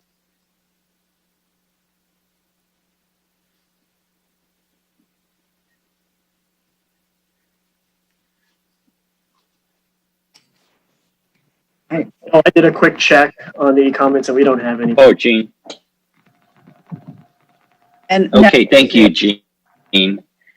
Oh, and none for Zoom. Okay, thank you very much. And just so I'm clear, I see the recommendation from the administration report is to obviously add comments, but are we on this to approve the project, and or is this something in the future that'll be voted on by mayor and council? Or is this a project obviously that is moving forward and you're obviously just seeking our input on it? At this point, we're seeking input from commissioners. We'll try to implement what we can in regards to into the plans and specifications, and we do plan on taking the final plans and specifications to City Council in middle of October for their approval for construction following that. Okay. Well, and I appreciate the clarification on that. So obviously as a commission, we're tasked with whatever input and direction that we give to staff, but obviously this is not a project that we're approving per se. Unless there's any additional input or questions from the commission, I'll seek a motion to receive. Well, gosh, do we need even a receive and file on this? I think we need a receive and file at least, but I mean, is it not appropriate for the commission if we chose to do it to say we endorse the project, or is that inappropriate? I'm a little confused, but that's often the case that I'm confused. Well, and I think as a matter of order, we certainly could make any motions and take the obviously part of the record. Boil down to the commission's approval of the project, but I don't know that. Again, that's why I asked if it, and it sounds like it will eventually go to mayor and council quite soon, actually. So, happy to obtain a motion like that, though, unless there's any objection. May I make a motion that we receive and file, and that the minutes reflecting the various commissioners' comments and thoughts and concerns be forwarded to the city council? It wouldn't have to be the full set of minutes, but the minutes reflecting this conversation. Would that be appropriate? Mm-hmm. I'll second that motion. Yes, I think so. Okay. All right. And we have a second from Commissioner Min. Is there any other conversation, or did you have something, Andy? Yeah, just to be clear, it'll be a draft set of minutes because you don't meet again until after the scheduled date, but I think that meets your purposes. I think it's, I mean, the idea I was trying to convey that is important that every commissioner's view on this get passed on to the commission. And we had differing views. So I don't think it's necessary to have a 3 to 4 vote or whatever. It's more useful, I think, for the commission, for those draft minutes, for the council, for the draft minutes to be forwarded. Yeah, agreed. Thank you. Sure, and I think that staff will certainly be able to take comments and make them concise. And I know that the mayor and council are certainly appreciative of our input and would recognize our that and ultimately in their decision. So, any other comments or questions? Otherwise, vote. Okay, I'm going to go down the list, and you can just say aye or nay. Commissioner Garcia. Aye. Commissioner Gold. That was garbled, but I think you meant me. Yes, I'll buy Yes, into it. Commissioner. Okay. Thank you. Commissioner Han. Yes. Commissioner Min. Yes. And Commissioner Simpson. Yes. And I'm an aye. I'm an aye, so that makes it unanimous. All right, very good. We'll then move to item J3, North Pier Parking Structure Circulation Pattern Modification, and I'll hand it back to staff. All right. Item J3, North Pier Parking Structure Circulation Pattern Modification, as Chair Funabashi just mentioned. I'm going to set up my presentation, and then I'm going to share my screen. Let's see.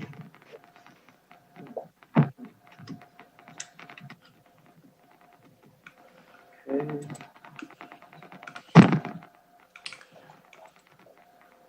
All right. Everyone see my screen okay? Yes, very good.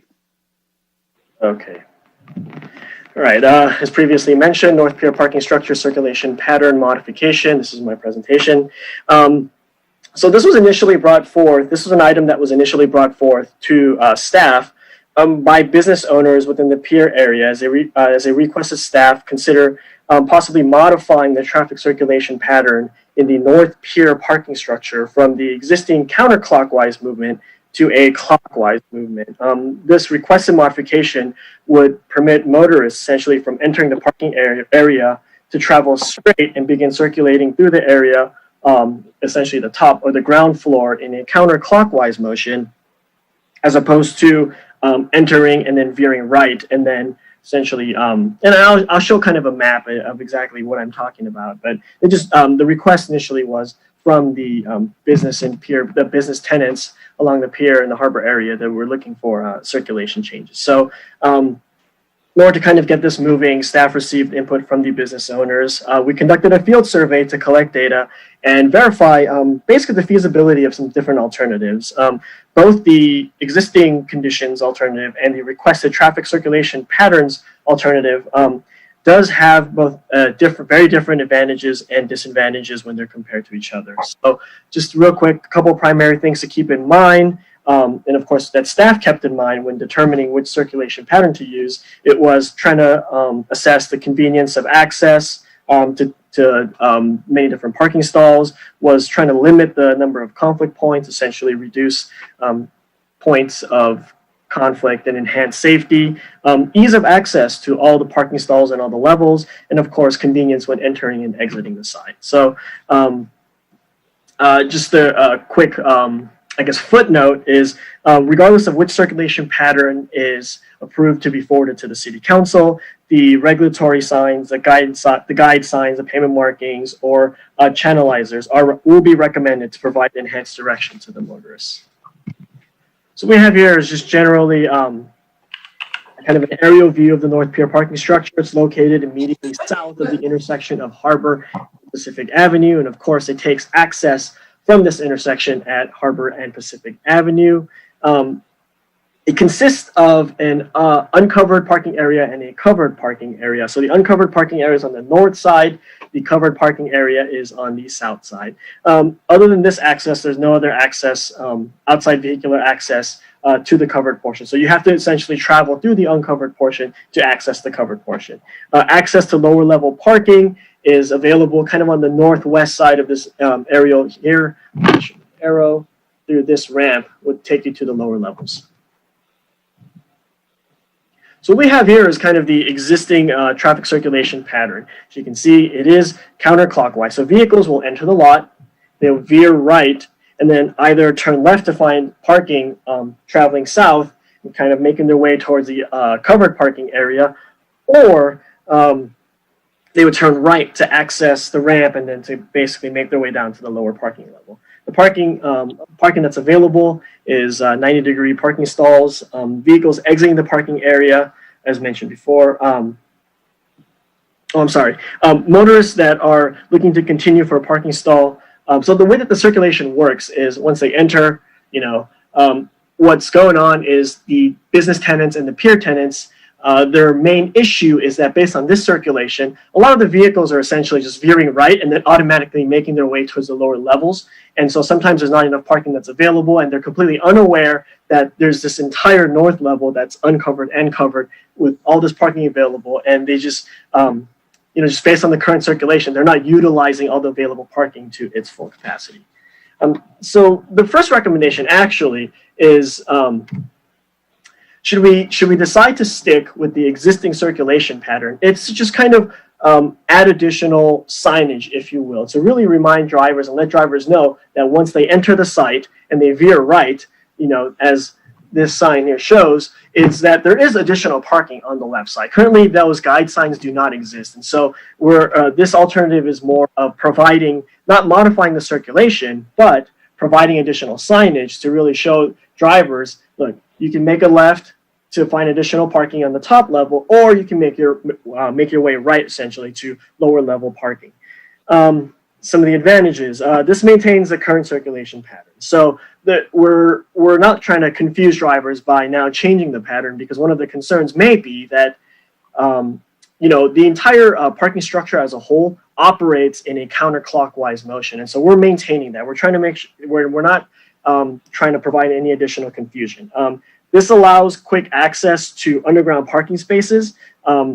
I'd like to add that this is one of the concerns that some of the tenants and the peer business owners did have, but it does allow kind of a quick access and continued access once to really make a decision at this decision point here as soon as you enter into the parking structure. And then the last advantage is that it allows motorists to have quicker access when they're trying to reach spaces that are in close proximity to the walking area or the beach, which are all along the west side. The primary disadvantage of maintaining this type of circulation is that when you're exiting the site, you essentially have to make a full-blown roundabout counterclockwise motion to exit, as opposed to easier access when exiting. Of course, as mentioned before, the existing traffic circulation pattern will be retained. Should it be retained for the Commission's direction, then all the additional regulatory and guidance signs, marking, and channelization, well, we're all going to install these, and then if we decide in conjunction with peer folks that there needs to be some additional signage or things like that. Gene, excuse me, I think you're just showing us the existing one, or do you have a slide showing us the proposed one? This is the existing one, but it's with proposed signage. I'm sorry. Additional signage out there that really enhances the I misunderstood. I thought you talked. No, I apologize. Right. So this is the existing circulation with the addition of enhanced guidance signage, and so it's to instead of changing the circulation for drivers to access the southerly driving areas, which are the covered and the uncovered portions south of the entryway, it's basically providing the additional signage, especially the sign located here, to really kind of push drivers to make that left turn to look for additional parking spaces to the south. Now this here is the proposed circulation. So you can see it's as soon as we enter into excuse me, as soon as we enter into the parking lot, we're allowing a more natural, straight entering movement, if you will, to access the parking stall. This, instead of it's a small advantage, but it's basically as soon as you enter into the parking lot, you can see immediately what spots are available, because there are more spots that are easily visible as soon as you enter than as opposed to coming here and trying to determine whether if you should make a left or a right. Here we go. Sorry. So here we have the signs that are associated with the circulation pattern. So as you can see, as mentioned before, we're allowing a more straight movement. This is kind of what the business tenants, I guess they've kind of desired this type of circulation, so that a lot of the drivers that are entering this parking lot are able to really look and see at this the uncovered and the covered parking areas, essentially exhausting all the parking availability up on this floor prior to making their way down. And so this was kind of came as a suggestion, or highly suggested by the business and the peer tenants, and that's kind of how we decided to take a look at these alternatives. The disadvantage of establishing this this clockwise type alternative traffic circulation pattern is that it does force existing traffic to cross entering traffic. So there's a conflict point that's created here. And so, we have to be aware that as opposed to the previous circulation where vehicles can just veer right, here we have this conflict point where this vehicle has a right-of-way entering straight, now has to be mindful of the fact that this vehicle is stopped, or the stopped vehicle needs to be mindful of the fact that vehicles may be entering. It creates a clockwise circulation pattern, as mentioned before, a little bit contrary to what we have throughout the entire parking structure. So everywhere else, it'd be a counterclockwise motion. On this top floor, it would be a clockwise. And so that has a potential to confuse some motorists. And then The last disadvantage, if you will, is that it forces motorists to circulate through the entire parking area to reach a space that's closest to the west side of the walking area and to the beach, and then to the lower access driveway. And that's obvious because instead of immediately entering and looking for the west close proximity parking spaces are making their way downwards, now we're essentially forcing drivers to make this motion prior to making their way to the west side. As mentioned previously, very similar to the existing traffic pattern or circulation pattern. If this alternative is chosen, all the regulatory guidance sign marking and channelization would also be installed to really clearly direct drivers for this clockwise motion. Coordination. So as mentioned previously, we did coordinate with the Waterfront and Economic Development Department, essentially informing them that this was an item that was brought forth to us and that we would be bringing this to the Public Works Commission meeting. There's also coordination with various tenants of the Business Owners Association for the pier. And I believe attachment 1 has a few correspondence that we received in regards to what they considered as a preferred alternative. In addition to that, we did also inform the Waterfront and Economic Development Department that this item was coming to the commission today, and that should they decide to receive and solicit input, which I believe they did. I believe they emailed all the business tenants there about today's meeting. They went ahead and did that. And then last but not least, the Harbor Commission was notified of this item as well and of staff's different alternatives. We haven't received any comments from any of those parties with the exception to what you see in the attachments, which I believe were from actual business owners. Budgeting costs. The cost to modify the traffic controls does vary obviously between which alternative we do choose, mainly based on number of signs that are going to be used or the pavement markings. However, the cost is not anticipated to exceed $10,000 for the signage, marking, channelizers, and the like. Funding for the items is available through the current Public Works operational budget. Recommendation. So staff's recommendation for the commission's consideration is as follows: to review the engineering report, to receive public input, and provide direction to staff regarding proceeding with potential modifications to the circulation pattern at the North Pier parking structure. So that concludes my presentation. I'm here for any questions. All right. Thank you, Gene. And I'm trusting that all the commissioners did see in the administrative report the 2 comments that were made by tenants in the immediate area. I'm going to ask this of Gene and Eleanor. Do we have any additional are there any public comments or any e-comments before we get into deliberating as a commission? There's no Zoom comments, and there's also no e-comments. Thank you. Anything else on your end, Gene? No, I haven't received any other comments aside from what was provided in the report. Okay, thank you. Commissioner, hands up. You have the floor. I called my friend that he looks out his window, and this is part of his view as he lives in the condo that's right at the entrance to the parking lot. And I asked him what he thought of it. And he quote unquote, I've watched people drive in and out in the parking lot daily for the last 30 years. And I believe that. In his opinion, the proposed realignment would encourage people to drive the wrong way. I guess when they come in to the right, there's handicap parking. There's also a pay-for station, and he thinks that people will continue to go in and veer to the right, which means they'll be going in the wrong direction. Also feels that there's usually a lot of tension down there for parking spots, and also it ends up in a confrontational environment and start honking their horn, and that's what he hears. So it's his opinion, and I was looking at the diagram, and I know it's clearly marked, has good signage. I don't know if my friend was aware of that, but I can still see that there would be, if they're not early on in the day, maybe that there would be probably cars that would go in the wrong direction, which would be come in and veer to the right. So it's a concern.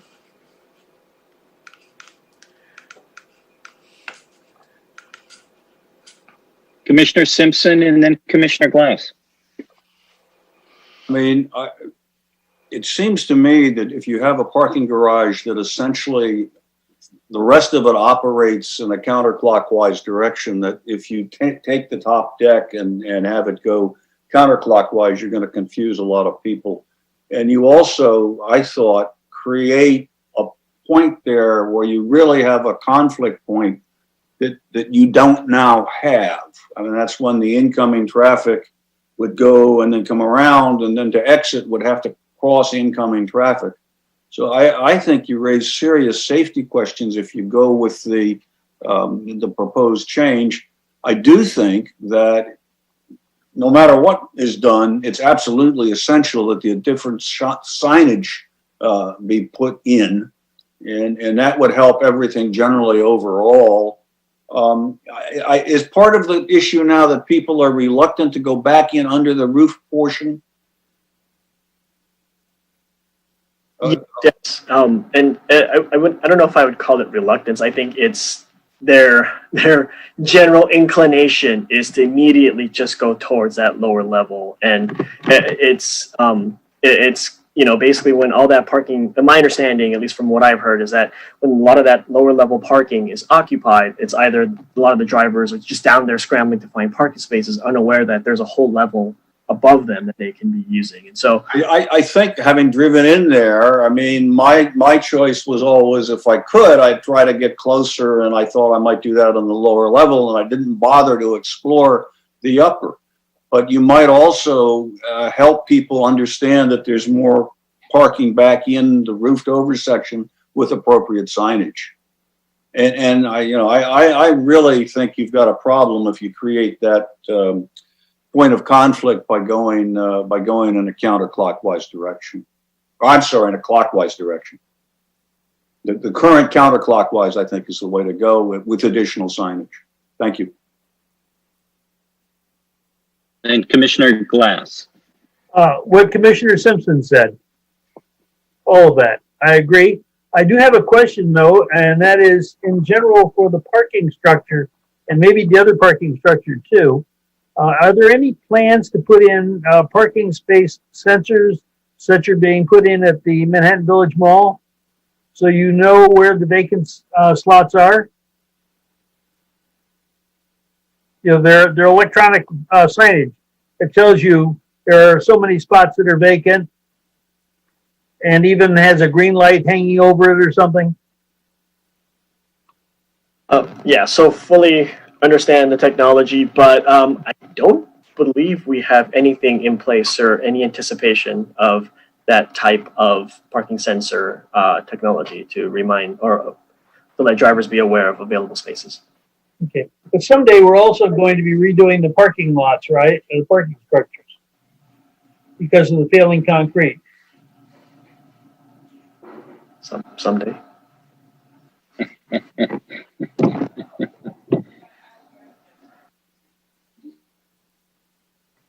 Okay, I see Commissioner Mann.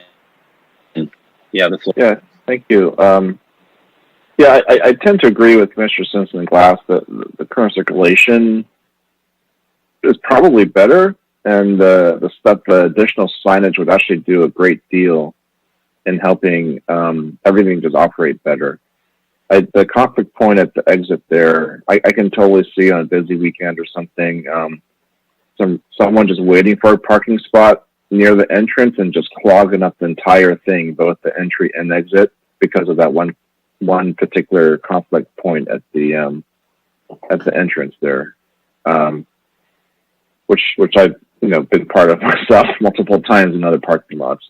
Everything's just frozen because one guy wants to wait for a parking spot right near the entrance, whereas there's maybe all kinds of spots further down. So I think that one conflict point can introduce all kinds of issues that I probably wouldn't recommend doing, but good signage goes a long way. Even if it's just a sign, in lieu of a full high-tech parking system, which is probably extremely expensive as well. We could simply have, a sign saying, hey, there's, 50 spots this way, just a static sign saying, hey, there's like 50 spots this way, there's 50 downstairs or whatever. That might give people an idea of, hey, well, if I go this way, then maybe there's a potential for me to get some parking. As a suggestion. That's it for me. All right. Very good. Any other commissioner questions or comments? Yeah. Commissioner Garcia. Yeah.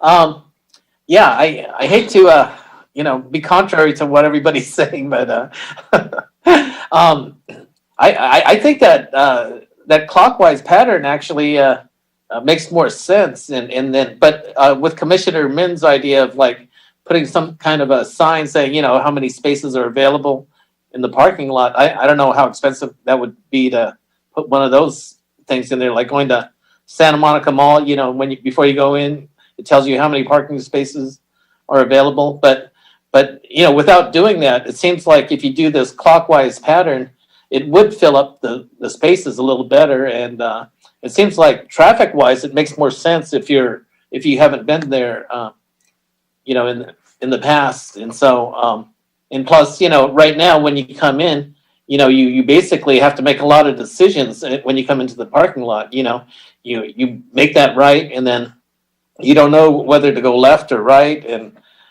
you don't know where the parking spaces are, if they're on to the left or the right. Where the circulation pattern going clockwise, you pretty much get a tour of the whole parking lot as you go down that pattern. And then, I don't know, to me, I think the clockwise pattern with the signage is, the best. That's just my view. That's all. Did you have additional comment? Yeah. No. Oh, yeah, Min, go ahead. Yeah, so it just occurred to me that, if we were to change to a clockwise motion, one of the solutions could be is to I don't know how impacted parking is here, but if you were to limit 1 or 2 spots, maybe somewhere in the middle between the end and the entrance, so that people can make that U-turn to go clockwise back to the ramp, instead of having to go all the way down and into the lot and then drive all the way back. That may be a solution as well. So I don't know if that was considered or not, but also I'm not very familiar with this parking lot personally, so. That was considered. The Harbor and Harbor Economic Development Department side, as well as just being on the harbor side as well, they're very keen on not losing any parking spaces and maintaining. The direction was, no, we're not looking to lose even one parking space. I fully understandable. So okay, that's fine. Thank you. That's it. Well, and I'm mindful. I think that was even that one of the tenants had made, and they kind of prefaced it like it was quite obvious. Just get rid of those 2 parking spots at the top of the ramp, so you can an easier left turn lane, or because I suppose by then. But then I immediately countered, even up here in my head. I'm like, yeah, we don't even want to give up 1, let alone 2. I mean, at certain times it's quite a premium. But I'll share with you, with all of you. I'm fairly familiar with this lot, and there are times when it's not so busy. You can drive in any direction you want, and you come up into the the entrance, and you do kind of gravitate towards the wide spots that are uncovered, because there's the steps that go down by the paddle house and R10, and many times that's the place you want to go. But I got to tell you, there's other times that I want to park downstairs. I want to just go straight, right out through the little tunnel into the boardwalk. And the thought of having to drive all around the covered spot to get to those spots, I can tell you again, when it's not that busy, you come in there and you go left or right. You just go whatever direction you want to go, right to the spot that you can. Whether it's counterclockwise or clockwise, I think this will make a huge improvement. And, just directing people. I'm kind of leaning towards keeping the direction, which has you stay to the right as you enter the parking lot. And I think the arrow or the right arrow down the ramp, if placed properly, is going to be pretty crystal clear to most of us that, yeah, that you can go right and go down the ramp. And yet I'm kind of keen about adding, hey, X number, I don't know what the count is, but there's X number of spaces down the ramp. I mean, you can't, it's a blind ramp, so you have no idea how big that spot is down there. You get a sense of the upper deck, how many spaces there are, but obviously down below it's huge as well. So maybe adding that to the signage, but I'm kind of keeping it the same pattern that it is now, which is the counterclockwise, and just with all that great signage, give it a shot. I think that's my take on it.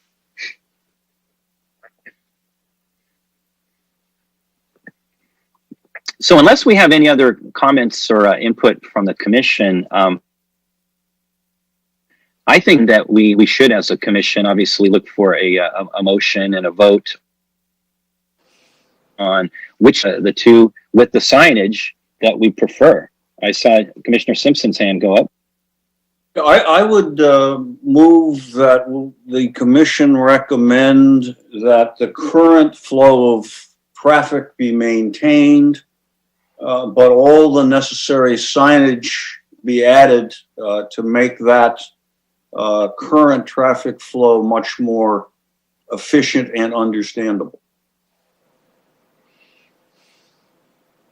And if I might, before I entertain maybe I could ask a friendly amendment before the second to add an additional sign, or incorporating into the signage the number of spaces down below, downstairs.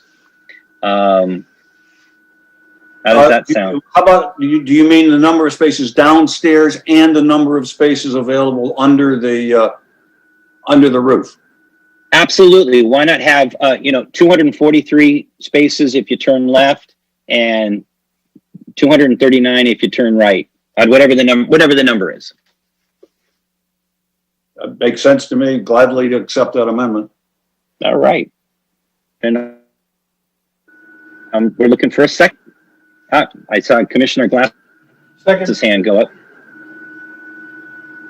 Okay. Second. I'm assuming that would increase the cost quite a bit. So, would anybody in Public Works know what that might increase the cost to be, or what that new cost might be? Just to clarify, are you speaking of a dynamic sign where the number changes with spots, or just the static number of spaces sign? Static. Yeah, I think Commissioner Simpson, you're muted, but I'll let you say. I apologize. I was saying I understood that to mean a number of static spaces available. I think the technology for the dynamic would be wonderful, but would cost, what, hundreds of thousands of dollars, and we don't have that. Okay. Any other comments? Okay, then I'll go down our list of commissioners for the vote. Commissioner Garcia. Yes. Commissioner Glass. Yes. Commissioner Hannon. Yes. Commissioner Min.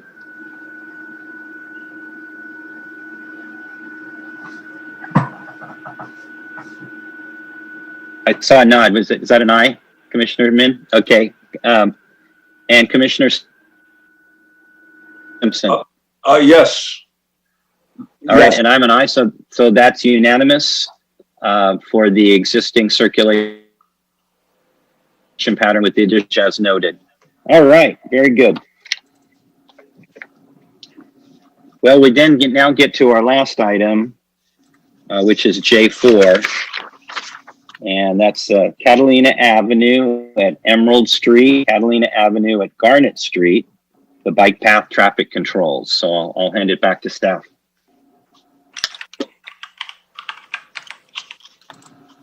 All right.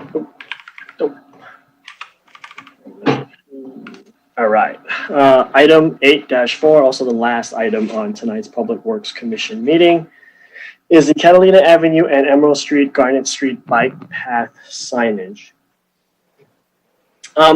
This item was initially brought forth to city staff by a resident who just requested that staff consider reviewing the installation of a northbound stop sign for the bike path on Catalina Avenue and Garnet Street. Of course, once we got out there and took a look at that sign, we ultimately ended up looking at Emerald Street as well. So not only did we review the subject intersection with the sign, but we also looked at the existing bike path traffic controls at the intersection of Catalina and Emerald as well. So following staff's evaluation, we identified that there was a bit of an inconsistent use of various bike path traffic controls at the two intersections of Catalina and Emerald and Catalina and Garnet.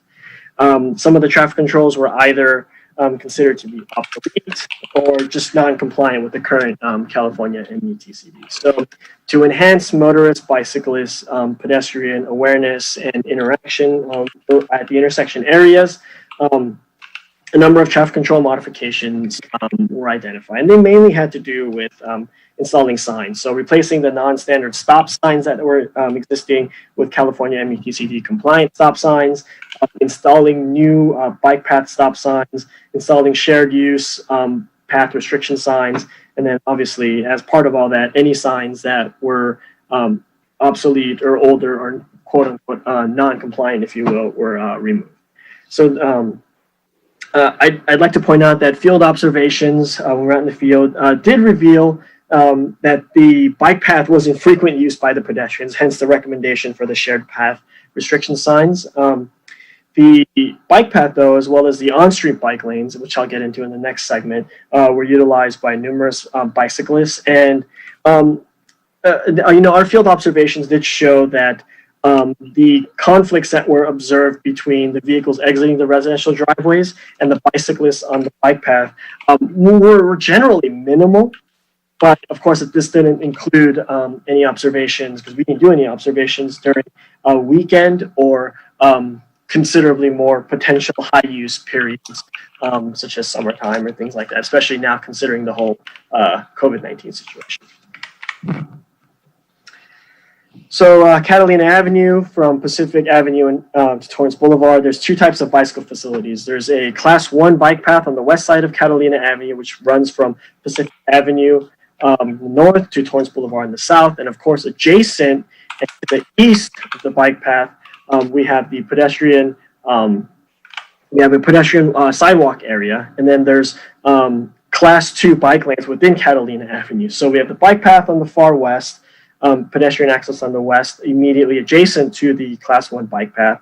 And then there's a Class 2, there are Class 2 bike lanes on the southbound side from Pacific Avenue to Torrance, and then a northbound side from Torrance Boulevard up to Carnelian Street. So along the bike path, Catalina Avenue is signalized at both intersections of Garnet and Emerald.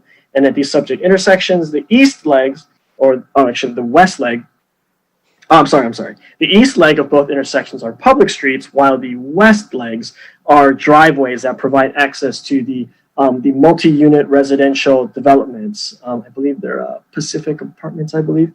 The bike path is controlled with stop signs for southbound bikes at Garnet Street and for both directions, northbound and southbound at Emerald.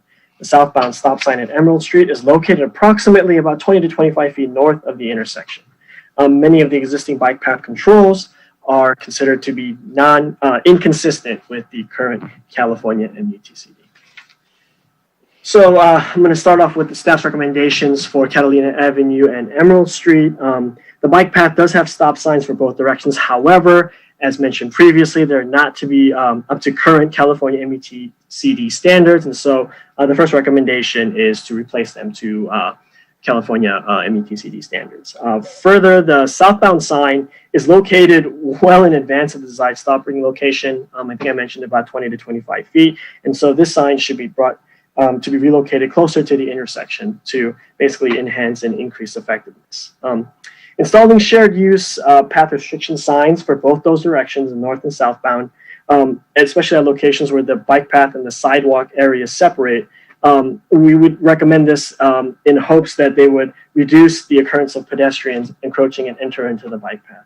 And so we're trying to really reduce the potential for conflict, especially with pedestrians who tend to walk into the bike path, to really emphasize that, the bike path is for the bicyclists and the sidewalk should generally be for the pedestrians. There we go. And this is just a quick overview of some of the signs that we're recommending for this intersection.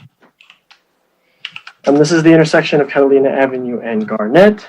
Staff's recommendation, very similar to the previous intersection. Staff's recommendation is to install a new stop sign for northbound bicyclists so that this would once again increase awareness of the need to stop before crossing the driveway, and of course, in the hopes of enhancing safety for the bicyclists.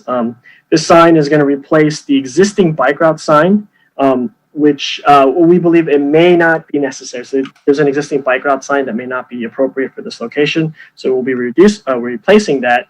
And then of course, as with the previous intersection, following the same shared use bike path restriction signs for both directions, as we feel that they'd be beneficial to reduce the occurrence of pedestrians encroaching into the bike path and of course, reduce potential conflict at this location.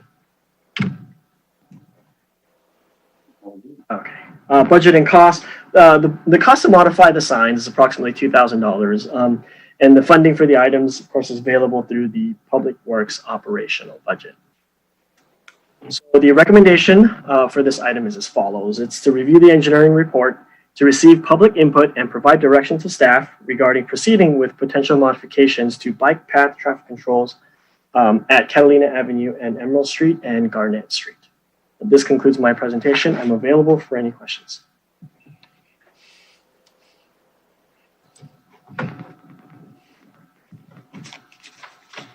Your Chair Funabashi, you're on mute. Thank you for reminding me. I thought we'd start off with public comments, or that I would at least ask Jean, or if there's anything from the public on your end.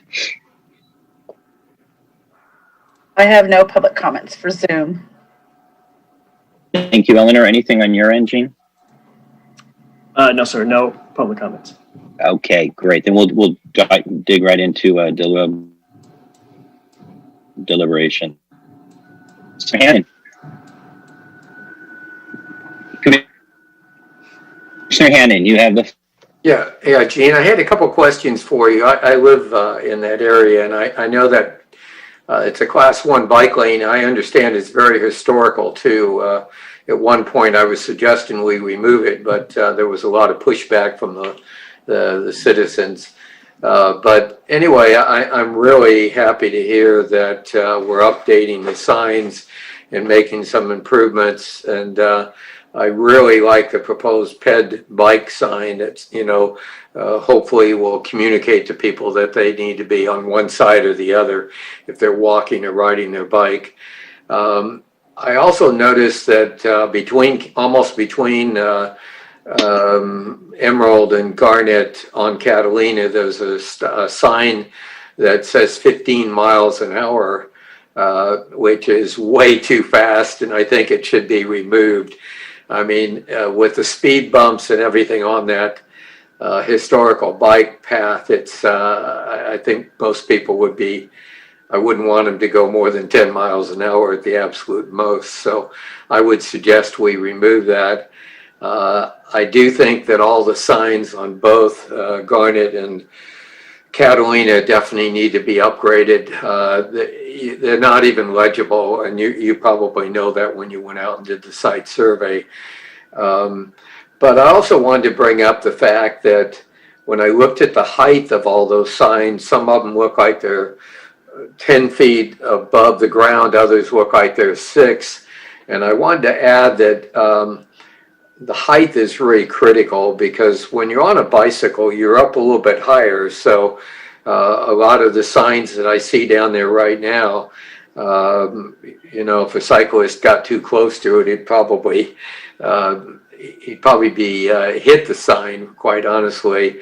So if it's too low and if it's too high, they don't look up that far. So I think the height of the signs are really critical. The other suggestion that I'd like to make is that I think if it were possible to have some diagonal high visibility white paint stripes on the ground where you want the bicyclist to stop. I think it would really help the situation there, and I think we'd have a lot more compliance.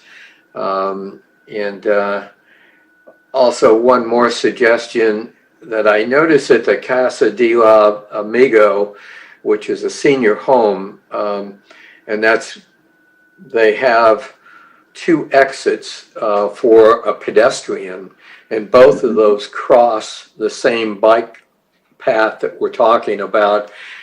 And I think it would really behoove us at this point to be able to put maybe additional markings on the ground, just kind of warning them that when they go to cross the bike path that they look both ways, or some sort of warning. These seniors are, you know how they are. I do anyway. They don't always look. So I think this is a good time to make some upgrades that will really make people more compliant, number one, and number two, I think make everybody safer.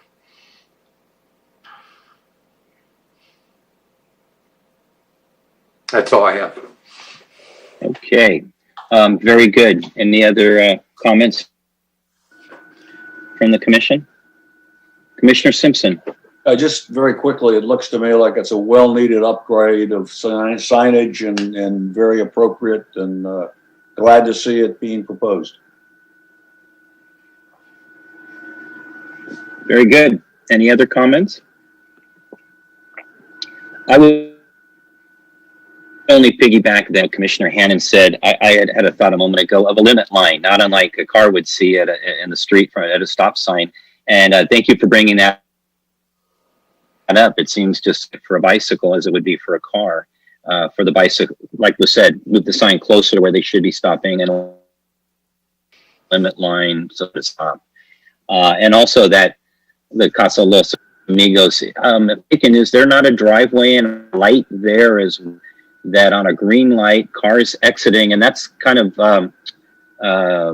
parking for the condos that are there. Should there not be a stop sign for bicyclists at that intersection too? Otherwise, I would obviously support the signage that's been proposed in the staff report with the addition of the limit line and anything else appropriate to the bike path and along Catalina there. That's all I have. All right. Well, unless there's, I don't see any other hands raised for comment or question. So we'll actually entertain a motion. Commissioner Hannon? Let me take a shot at making a motion then. I think everything the staff recommended, I think, was perfect. But in addition to that, I would like to see us remove the 15-mile-an-hour sign. And then also, I do like the idea of both intersections, by the way, there would be a north and south stop sign for cyclists, as well as something on the ground that would prompt the cyclists, that would give them a line that they know they have to stop behind that. And then again, the 2 walking paths that come out of Casa del Amigo that intersect with the bike path. I think we need also some lines in there to caution these people that they are entering a bike path, or to look both ways. That would be my motion. Okay. Did that seem pretty clear? I'll look for a second. Second. Okay, we have a second from Commissioner Glass. Any last minute questions before I call the vote? Okay, I will go down. I'll start with you, Commissioner Garcia. Yes. Commissioner Glass. Yes. Commissioner Hannon. Yes. Commissioner Min. Yeah. And Commissioner Simpson? Yes. All right, with my yes, that makes it unanimous. All right. Thank you. Now we get to our favorite part of the meeting. Item K on our agenda is member items and referrals to staff. And I see Commissioner's Glass hand up first, so you have the floor. Okay, harking back to the first item we talked about today, while I was trying to log in, one of the longtime concerns I've had about cyclists on streets in general is that they tend to ignore traffic signs. I've noticed, since we've all been staying at home, that lots more people have been on bikes and lots more people have been ignoring those signs, especially, like if a car is at the intersection about to proceed through, they just go bombing through and at the 90 degree like they didn't see it. So I think that if and when that comes to fruition, we ought to look at every stop sign that is on one of those bike paths, putting in the little reminder sign that the sign applies to cyclists also. Okay, and the second item is an easy one for whomever. Ted, you could pass it on to the folks who handle street signs. The intersection of Green and Robinson, I think the signs on all corners are pretty well worn out.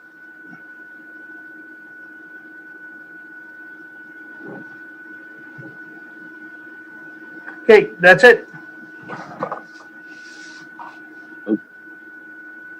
Okay.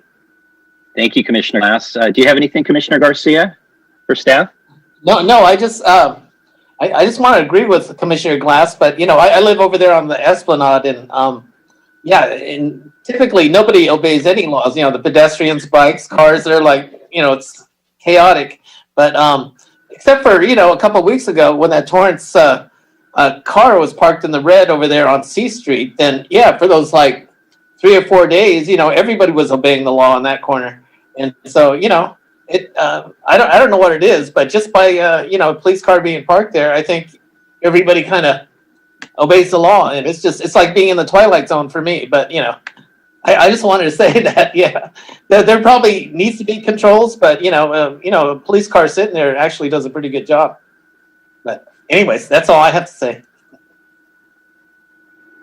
All right, Commissioner Hannon, do you have any referrals to staff? Well, I just wanted to say that I agree with Commissioner Glass also. I think we have a real behavior issue out there right now, and it's gotten worse with the pandemic. And I think in part because we've got a tremendous amount of new cyclists that are buying bikes. Matter of fact, you can't even buy a bike right now. They're all sold out. And they're getting on a bike and they're looking around, seeing other bad behavior, and then they're picking that bad behavior up, and they think that's the norm. So I think we've got a real problem on our hands that it's going to have to be dealt with. I don't know if additional signage would help, but I do know it would have to be it will have to be dealt with.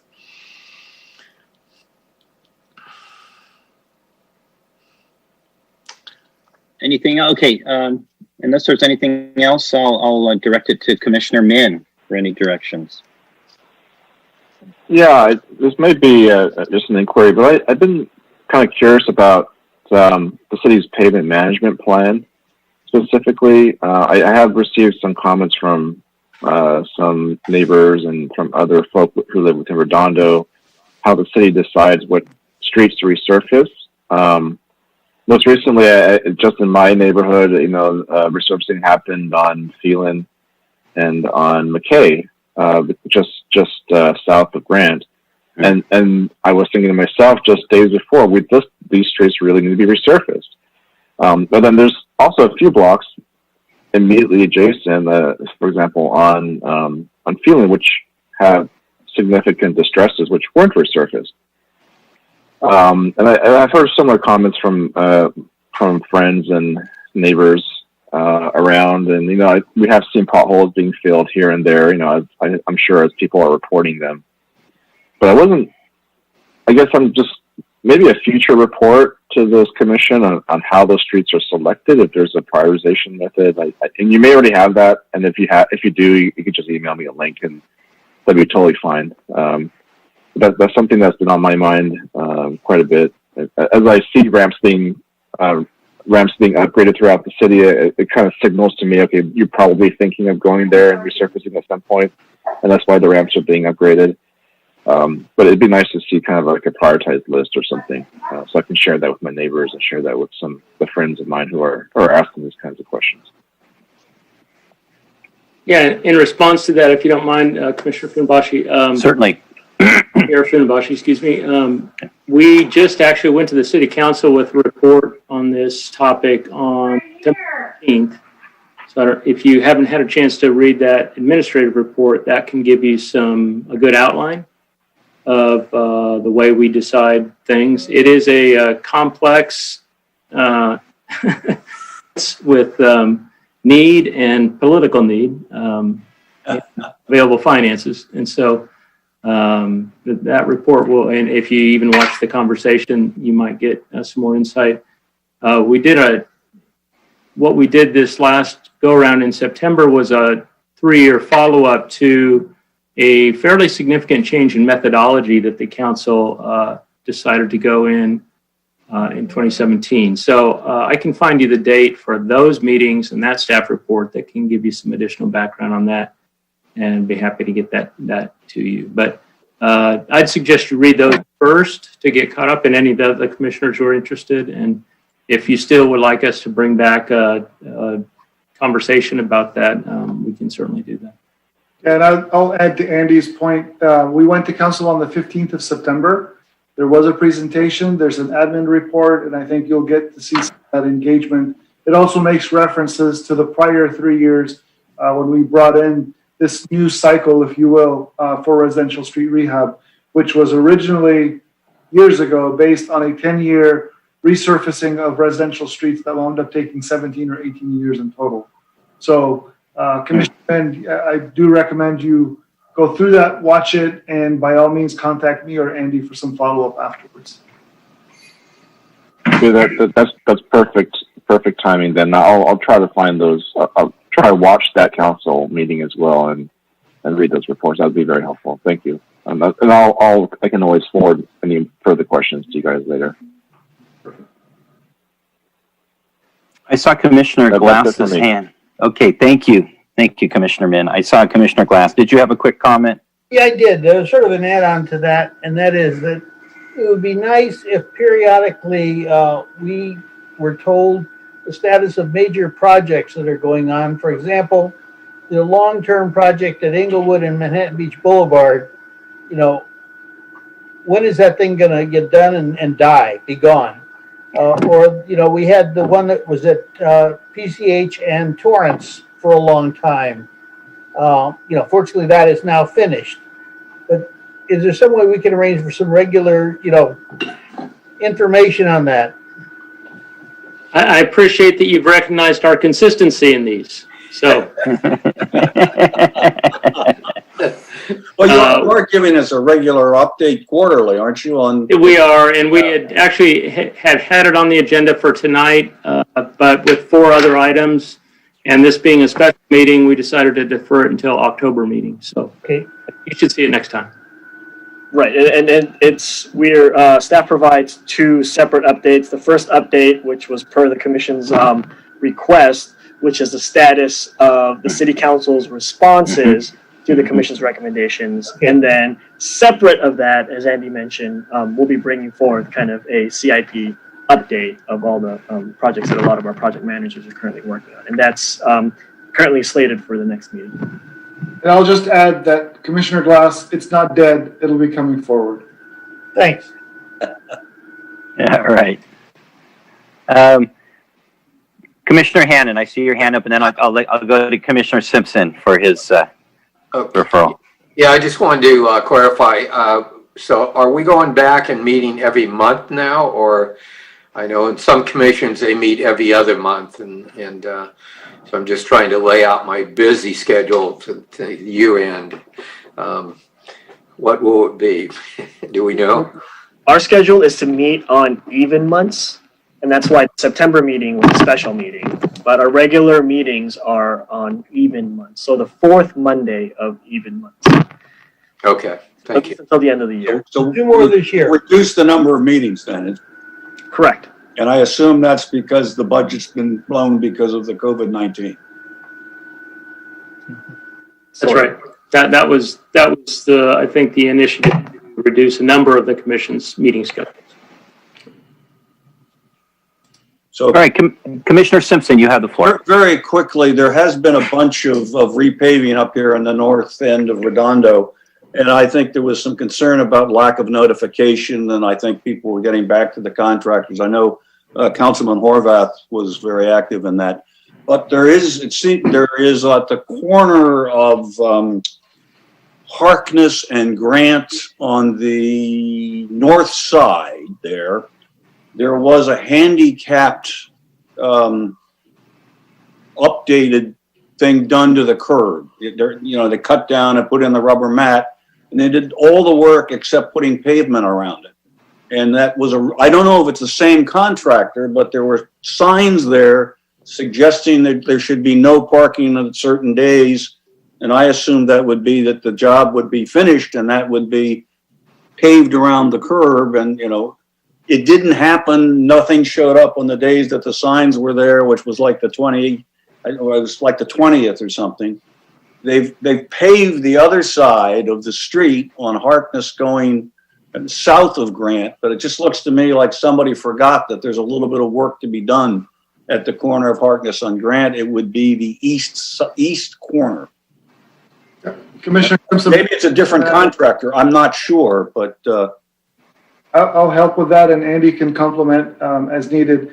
We do recognize where they were doing the Main Street paving that has been completed. They still have several of those corners similar to the one you mentioned to come in and do the cleanup paving on them. They were not part of the overall roadway resurfacing, but because they did the ramp, they do have to do the makeup paving, and that is being scheduled over the next few days or next weeks, actually. it just sort of looked to me like it had been forgotten. But thank you. That's all. And the other thing is, if you're still having your regular monthly meetings or whatever they were with the police department, it does sound to me like we all are concerned about how well the police enforce various traffic signs and that sort of thing. And it would be delightful to convey that message to them, I think. Thank you. All right. Well, then, and as I go last, I'll kind of piggyback on what Commissioner Simpson just said. I wanted to refer through our public works staff to then refer to our police department staff. Our signage that we erected on southbound Inglewood, the left turn restriction at 182nd is just screaming for tickets. I go southbound on Inglewood quite often, and during the 4 to 6 hour, just about every single cycle has a handful of cars making left turns. So I just pictured a bike cop sitting out there writing 3 here, and 4 there, and 3 here, and so and that's a revenue generator last time. So that would be one referral. The southbound Inglewood left turn restriction at 182nd Street between 4 and 6 p.m. And also, I'll preface it with my understanding that although Artesia is generally under the responsibility of the county, are we at all involved in or able to refer to county, if it's ultimately their responsibility, the timing of the left turn lights, specifically southbound Inglewood to eastbound Artesia? Many times, again, I'm going southbound Inglewood Avenue and I see that it doesn't even clear the entire queue. And I myself got caught not making the entire, did not clear the entire queue just a few mornings ago, late last week. So is that under our responsibility, or is that whole intersection the county? That's a joint jurisdiction. So the county doesn't own the intersection; they just maintain the intersection. So if there are changes that that city staff would recommend, then they can kind of go out and implement and see if it's a feasible implementation based on how the corridor will operate. And so it's not as easy as, hey, we would like this type of timing here. It's more of, we understand that, we may have some enhancements with timing, but they'll have to take a look and see how the whole corridor functions, because beyond the maintenance, they're also kind of synchronizing the corridor to maximize flow along Artesia. That particular intersection, though, at Inglewood and Artesia, that's actually, if I'm not mistaken, a joint jurisdiction intersection with Lawndale. Yep. Lawndale as well, yeah. We definitely can, but that would have an additional step, if you will, to coordinate with Lawndale to get that timing modified. Okay, well, and I certainly appreciate that, and I'm even mindful that the opposite left turn, that is northbound Inglewood to westbound Artesia, typically never has as many cars queued as the south turn to east Artesia. So, however that whole synchronization works out, it just seems like how frustrating it must be to many drivers to be the second or third at the end of the queue and not make it every single time. And it's just, so whatever we can do to obviously resync that would be appreciated. So that's all I got. Commissioner Glass, you have the final word. Last apology for being late in joining, and for Eleanor and for Jean. The problem that I had wasn't with Zoom. It was more with Microsoft Teams, which I use during the day. I think there's a conflict between the two of them, and I had to reboot. And then now here I am.